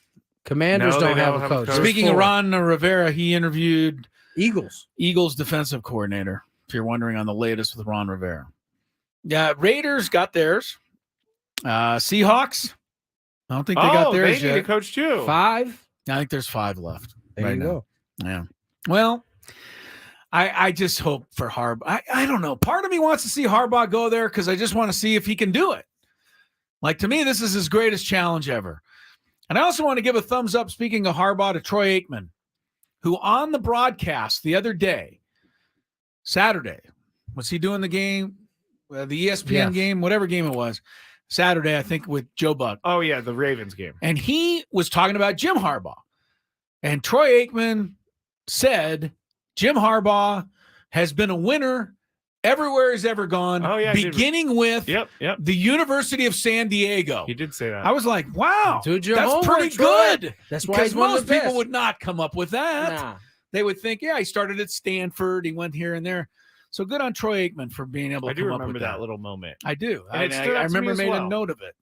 That, I mean, a guy like Troy Aikman, how would he know that? But he was on it. Good Can I job, ask Troy. You know, just as a guest idea for tomorrow. You know who we haven't had on a little bit is Matt Snyder. Yeah. All right, he'll Maybe catch one us. of Well, them. there hasn't been much to catch us up on. Yeah. I have a question. Speaking of announcers, I thought of this over the weekend. Thought it'd be a fun question. Of the 8 guys, play-by-play in color, who did football this weekend, who's the worst announcer? Oh, my gosh. The worst? Yeah. I don't Easy. wanna participate in the I do. worst. I do. I'll do the worst. I do. Yes, you do, Skraby. You No, love. I You said I live don't for care. this stuff. I know. Wait, this guy is a baseball, football guy? No, it was just of the Out of the 8 8 guys who guys. broadcast the NFL playoffs this weekend. You had Joe Buck and Troy Aikman. Oh, okay. You had me Kevin the list. Bernhardt or whatever. I don't know Kevin his name. Burkhardt. Kevin Burkhardt and He's with Greg Olsen. Olson. Greg Olson. You had Collinsworth and Tirico. I know and then where you Chris is finish. going. You know where I'm going. Yes. And then you had Jim Nantz and Romo.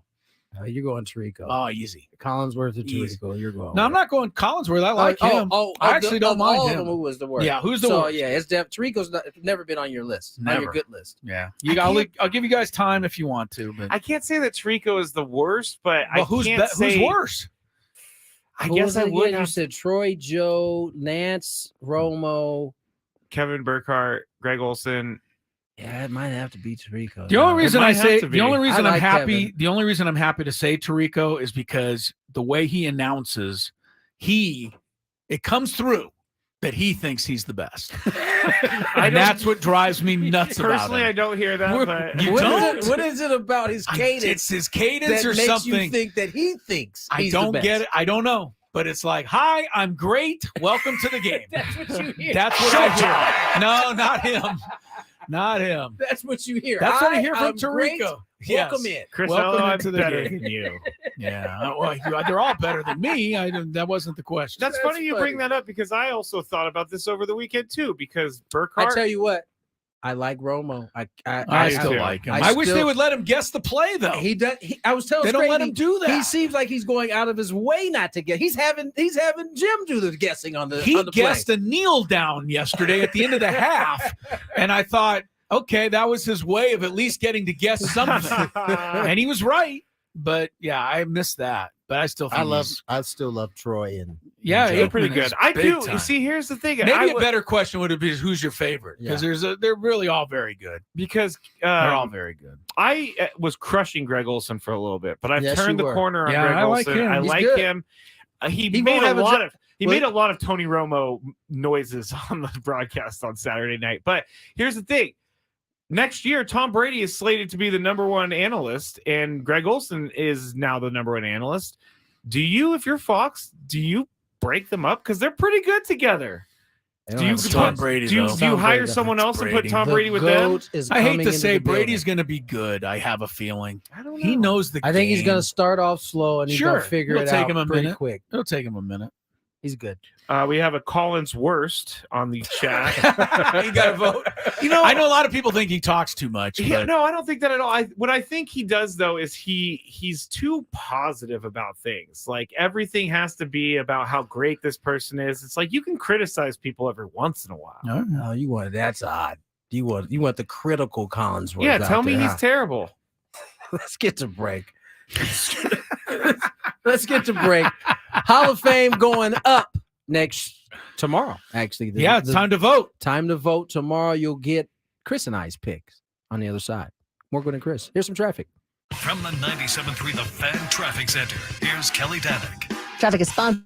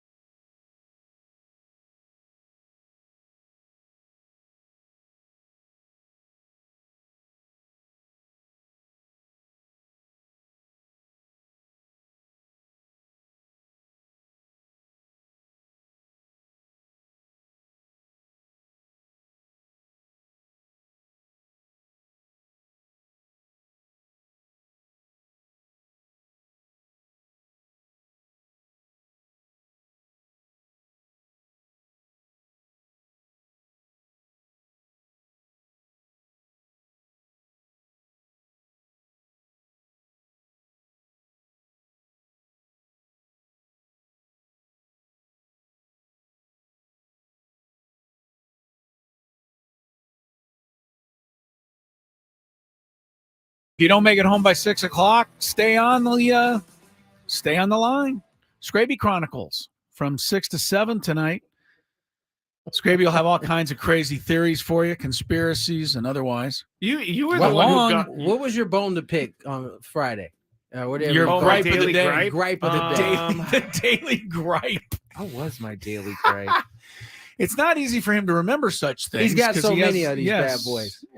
Let me look real quick because He daily gripes even if he's not doing a On the show. show. He just gripes. He has a bunch of daily gripes. He's a griper. The daily gripe was our current Odyssey vending machine situation because I was how like sad it is. I was like starving. I was gonna go get that popcorn that's like 100 calories for the bag. So I Skinny pop. Yes. So I ran over there to get it before the Skraby show started. Chronicles.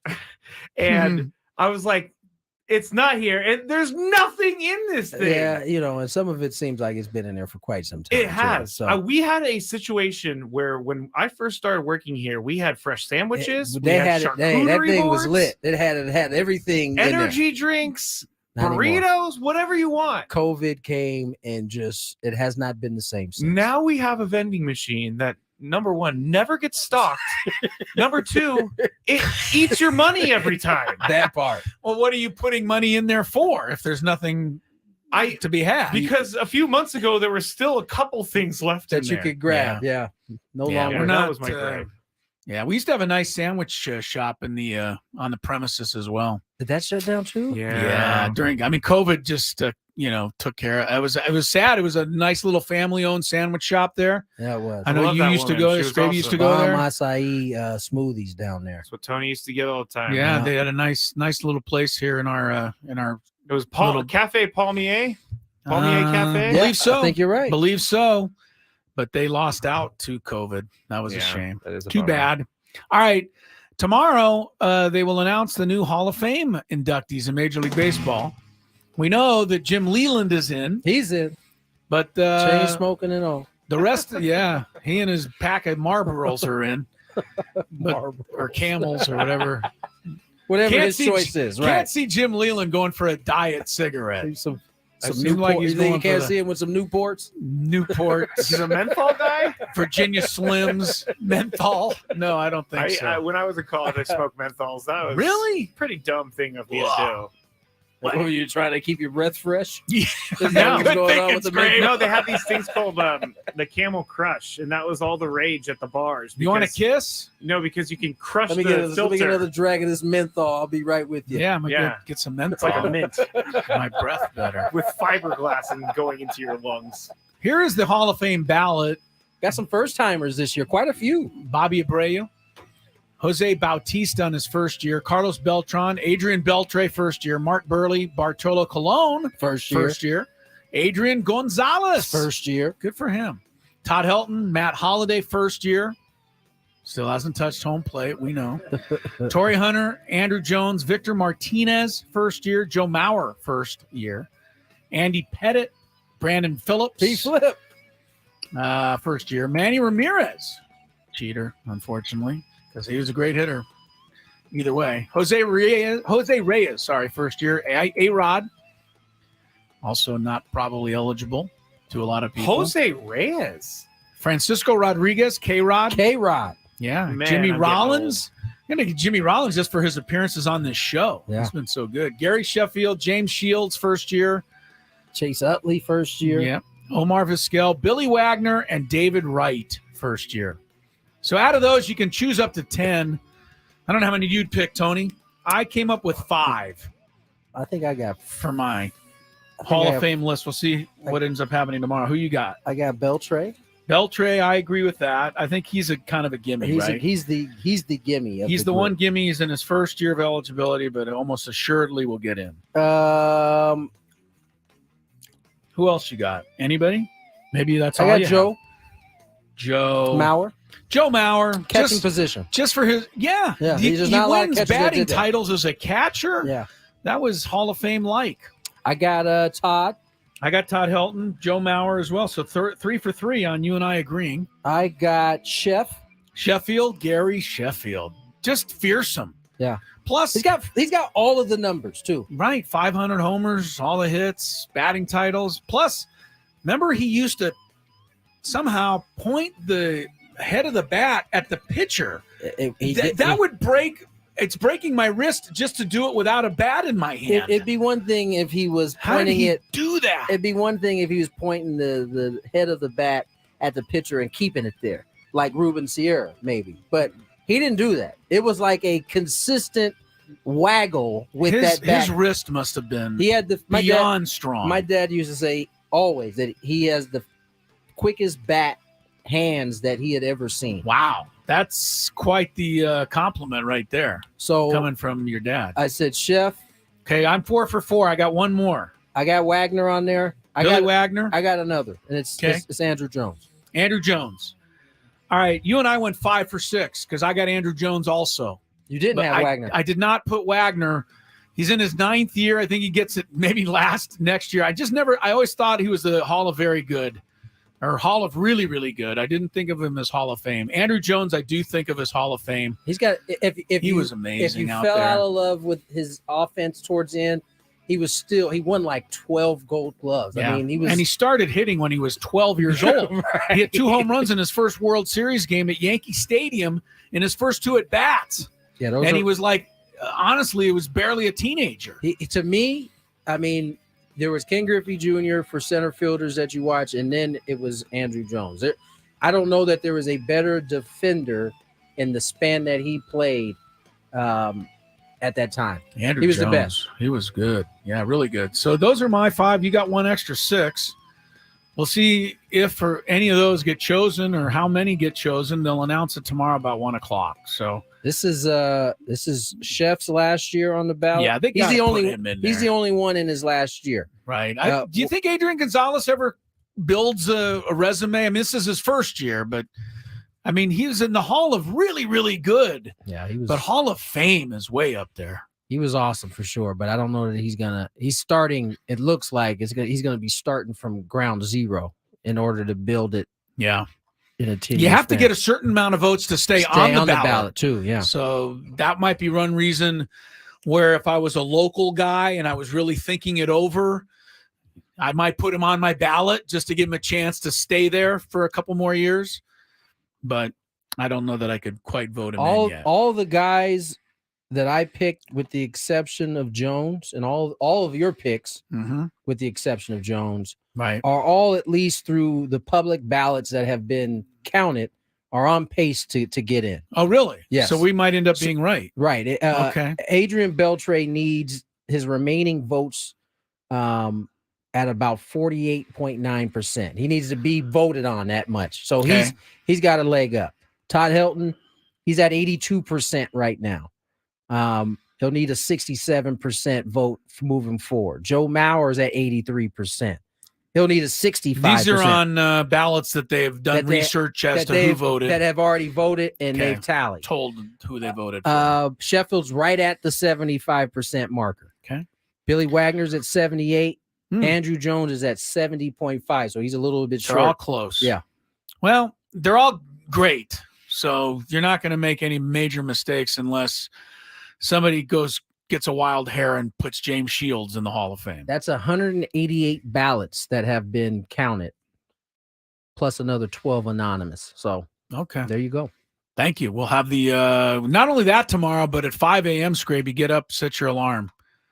Academy Award nominations are coming out tomorrow morning.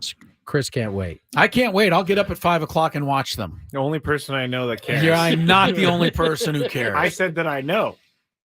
Oh. Touche. Ha ha! Gwynn and Chris wrapping up a final segment. Next, find out about the best story in sports when we return. The biggest guests in San Diego sports talk appear on 97.3 The Fan. Talking to Jay Billis here on that.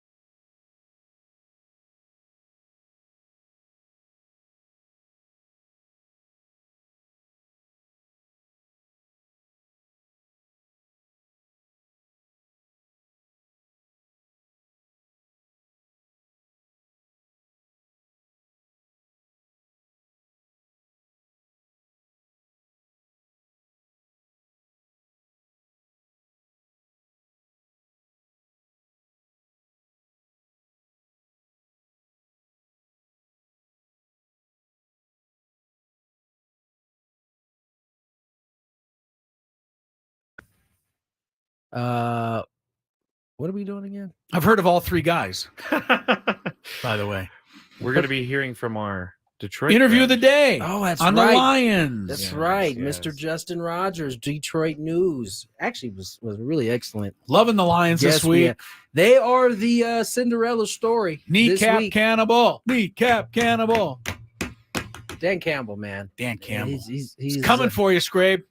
Coming for you. You know, Niners, baby. I believe he started his head coaching career with a team called the Miami Dolphins when he was an interim coach. I think I did see some pictures of that. Yeah. Yeah. A lot of good he did us. Well, I mean, all I'm bringing this up for is that the Dolphins could have had him as a head coach, but they decided they were going to go in different We went the directions. wrong way, you think? I guess You so. giving up on Mike McDaniel after his screen pass-filled divisional title? Lots of game screen plan? passes. No, I'm not giving up on Mike McDaniel because More I feel like he's going to importantly, improve. are you giving up on Mike McDaniel? Yeah. I just think he needs to learn from that experience. What would you No. like to see him learn? That you got when you get to the playoffs, you got to go for it. And if you lose, so be it. But you got an offense; it's explosive. I read somebody say that he thought he was almost protecting Tua, like trying to keep him from throwing a bunch of picks. I don't get that kind of thinking. Yeah. I mean, if you throw If you four get picks, there, go. Yeah, if you throw 4 picks, guess what? You lost anyway. So you would have lost both ways. But you've got these players that are, explosive playmakers. I think you've got to try it. And that I hope he learns from that. And, they played in Buffalo the year before, freezing cold, and they did go for it. And Skylar Thompson almost led them to a victory over Buffalo the year before. I remember that. But that's Tua, right. right? They totally lost forgot like about that. 34 Yeah. to 31. Skylar Thompson had a pretty nice game. And did they have Tyreek last 2 years? Yes. Okay. But I'm just saying he had the right game plan last time. He didn't have it this time. So I was just disappointed. But That no, is I'm not giving up disappointing. on him. I think they Not got it. I think so next year, coming into next year, there'll be a ton of questions really for Tua. There should be. Can Yeah. you? It won't matter what he does during the regular season. No, it won't. September and October, we know they're going to be Right. 8-1, They- and they're going to be crushing everybody in the warm weather. Right. The objective needs to be for that. What are you going to do come postseason? Right. That's And what when they everybody be watching. So and he got to that's- stay healthy. Again. And that's why when they scored 70 points in week 3 this year, and you said, "Oh, Chris, you're Dolphins," and I said, let's wait. there was something that you knew. I You did. just knew deep down, didn't you? Yeah, too many Decembers, man. They have failed. All right. Justin Rogers. This is the second time that we've brought up Chris's disdain for December failure. Yeah. In He the last brought it up hour. on his own. In the Yeah. last hour. I haven't had a Merry Christmas since 1973. All right. Earlier today, Justin Rogers, Detroit News, joined our show to discuss this Cinderella Detroit Lions team. We'll get you to that interview after some traffic. From the 97.3 The Fan Traffic Center, here's Kelly Danick. Guys, the only good news I've got is there are very few accidents, mainly because folks just aren't able to move that fast. Very flooded roadways, scattered showers hitting the county. Traffic alert remains in effect in the North County eastbound 78, shut down between Jefferson Street and El Camino Real due to flooding. Westbound lanes are open. Also, that jackknife big rig from around noon today that left the spill. Hazmat crews have still got the northbound 15 shut down past the 8. Traffic is being diverted off at the 8, so give yourself extra time if that is your route. Also, San Diego Mission Road remains closed between Fairmont and Rancho Mission Road, both directions, all due to flooding. Plenty of other closures due to flooding, guys, so just give yourself extra time if you're still out there. I'm Kelly Danick with Gwynn and Chris, San Diego's #1 sports station, 97.3 The Fan. Justin Rogers of the Detroit News. We appreciate you joining our program. Chris L.O., Tony Gwynn here. And Justin, thanks for joining us out in San Diego. I don't even know how to ask. Are things in Detroit? How do you kind of couch everything that's gone on? I mean, the Wolverines win the national championship. Now the Lions are doing things that haven't happened in many people's lifetimes. Hey, look, this is a great sports town. It has had a lot of down years with all 4 pro sports teams being in the dumps for quite a while. So they are reveling in the moment, if you will. Justin, I couldn't help but notice after Detroit wins that game, they're panning through the stands. And I mean, you see tears coming down people's face. Just explain to the folks out here who may not be familiar with how deep the Detroit Lion fan goes in terms of not seeing something that they saw this weekend?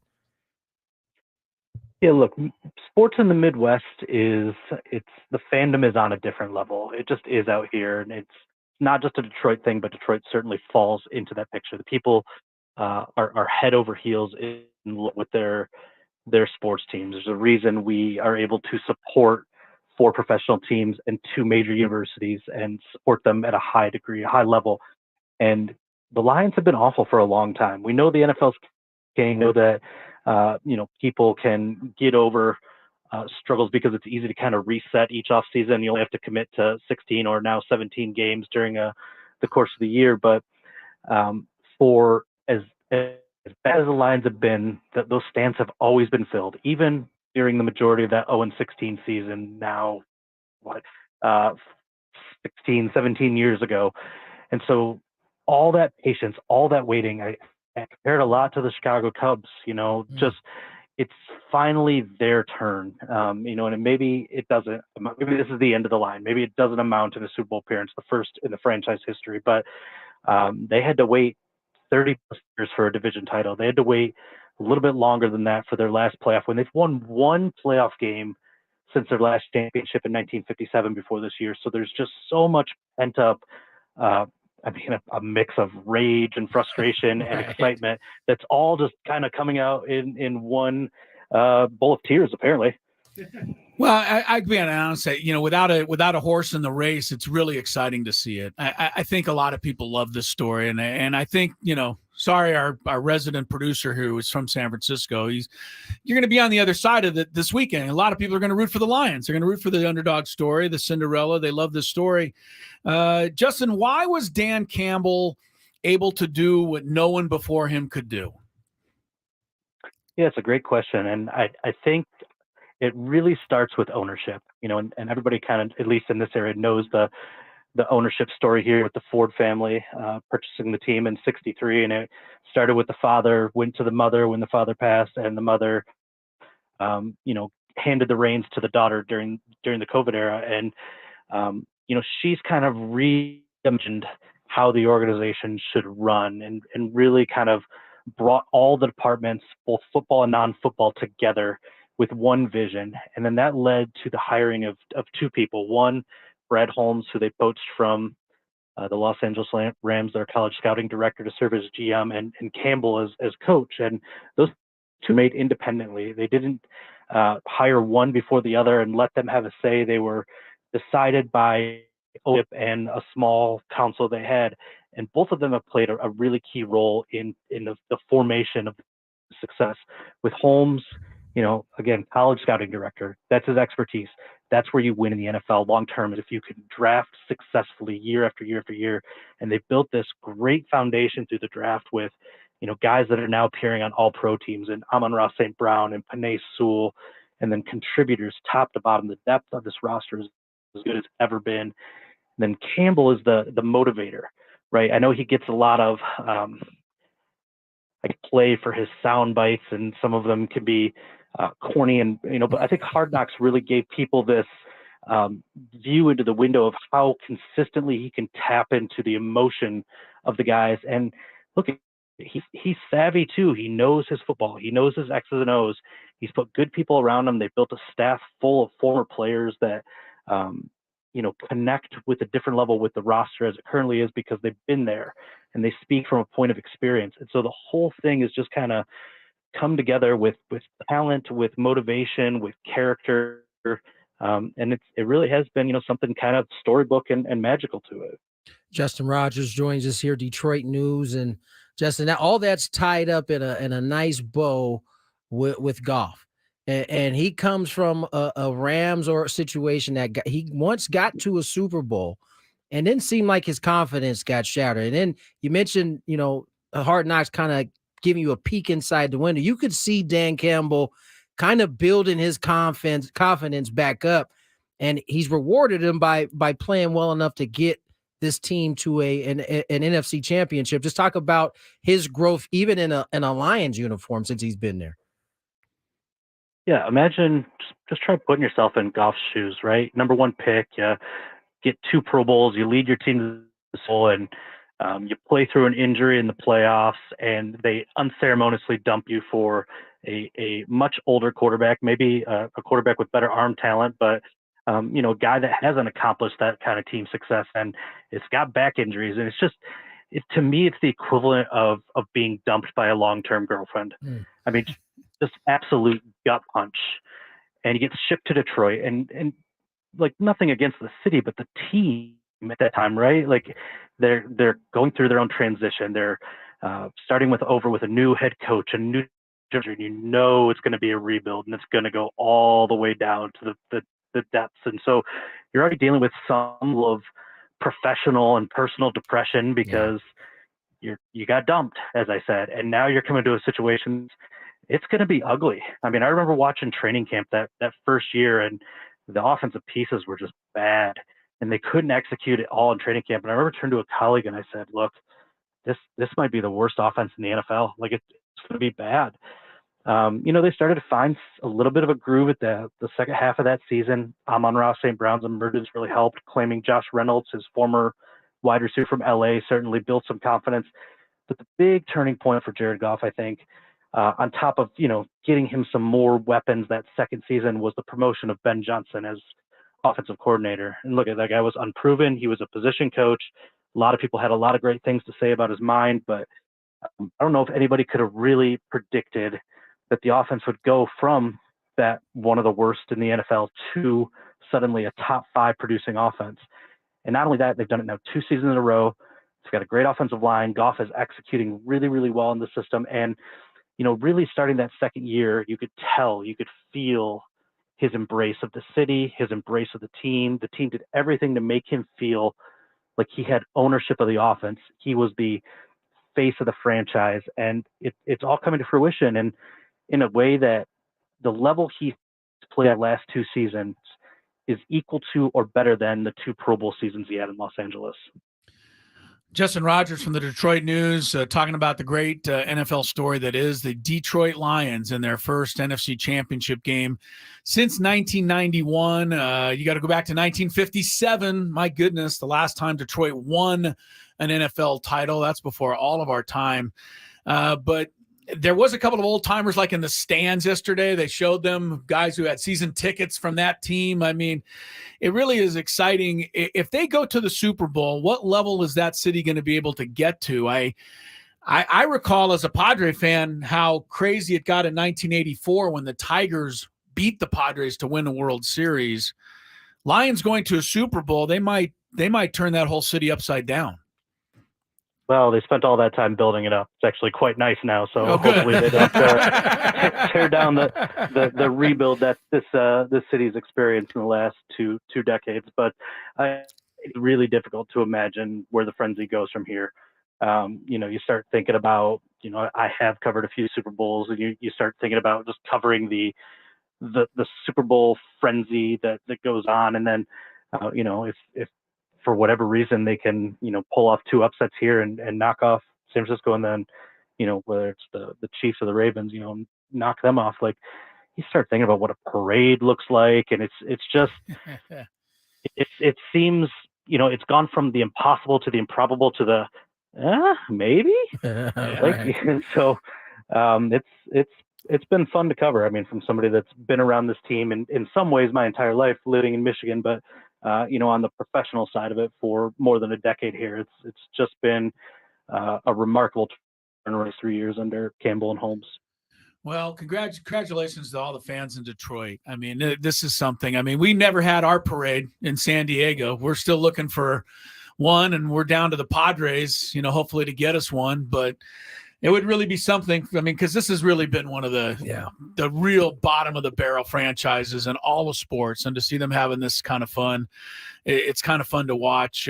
Enjoyed the input, Justin. Thanks for the stories, and have a nice trip this weekend to San Francisco. Appreciate the time. No problem. Thanks for having me.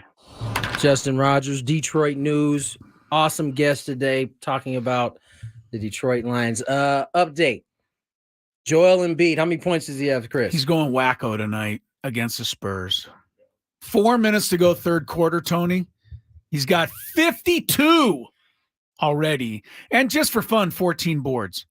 Jeez, Take that for data. Dude's on a mission, so that'll make it. How many going to finish? Is he going to get 70 tonight? How many straight games of 30 or more? That's 20 games in a row with at least 30 points. He still has like 12 more to go before he ties James Harden or whatever. And he's got about 60 to go to get to Will. He's not getting there. No. He might get 70 points tonight, though, if he plays the fourth quarter. They're up by 16, so they kind of got to keep him in the game. What did Kobe? I know this is 81. Okay. 81. And that's They're the still record. short. Yeah. No, that's the no, second. it's the second. Wilt's Will got had the 100. record with 100. Oh, well, yeah.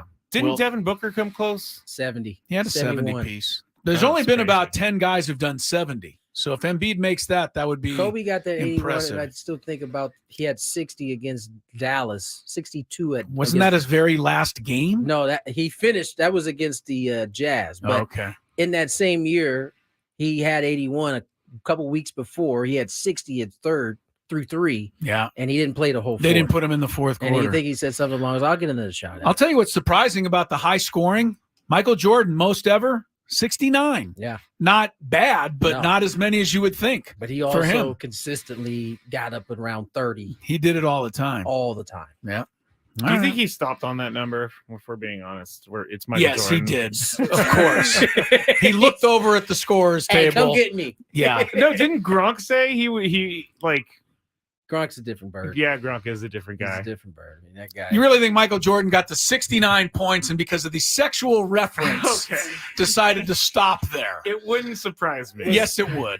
That would surprise you. That would be like Tiger Woods trying to shoot a 69 in golf. Okay, that's a good And you point. saying, well, it is Tiger Woods. That's a good point. That's a pretty good point. I gotta Hey, say. what do I need for a 69? You got to bogey this hole. We'll be back at it again tomorrow. Nice. AJ Cassavell, Marcus McNeil, and of course, Skraby's favorite, the Fantabulous Game Show. Still can't get out. All of it. tomorrow. Have a good night. Be safe, please. Skraby show up next.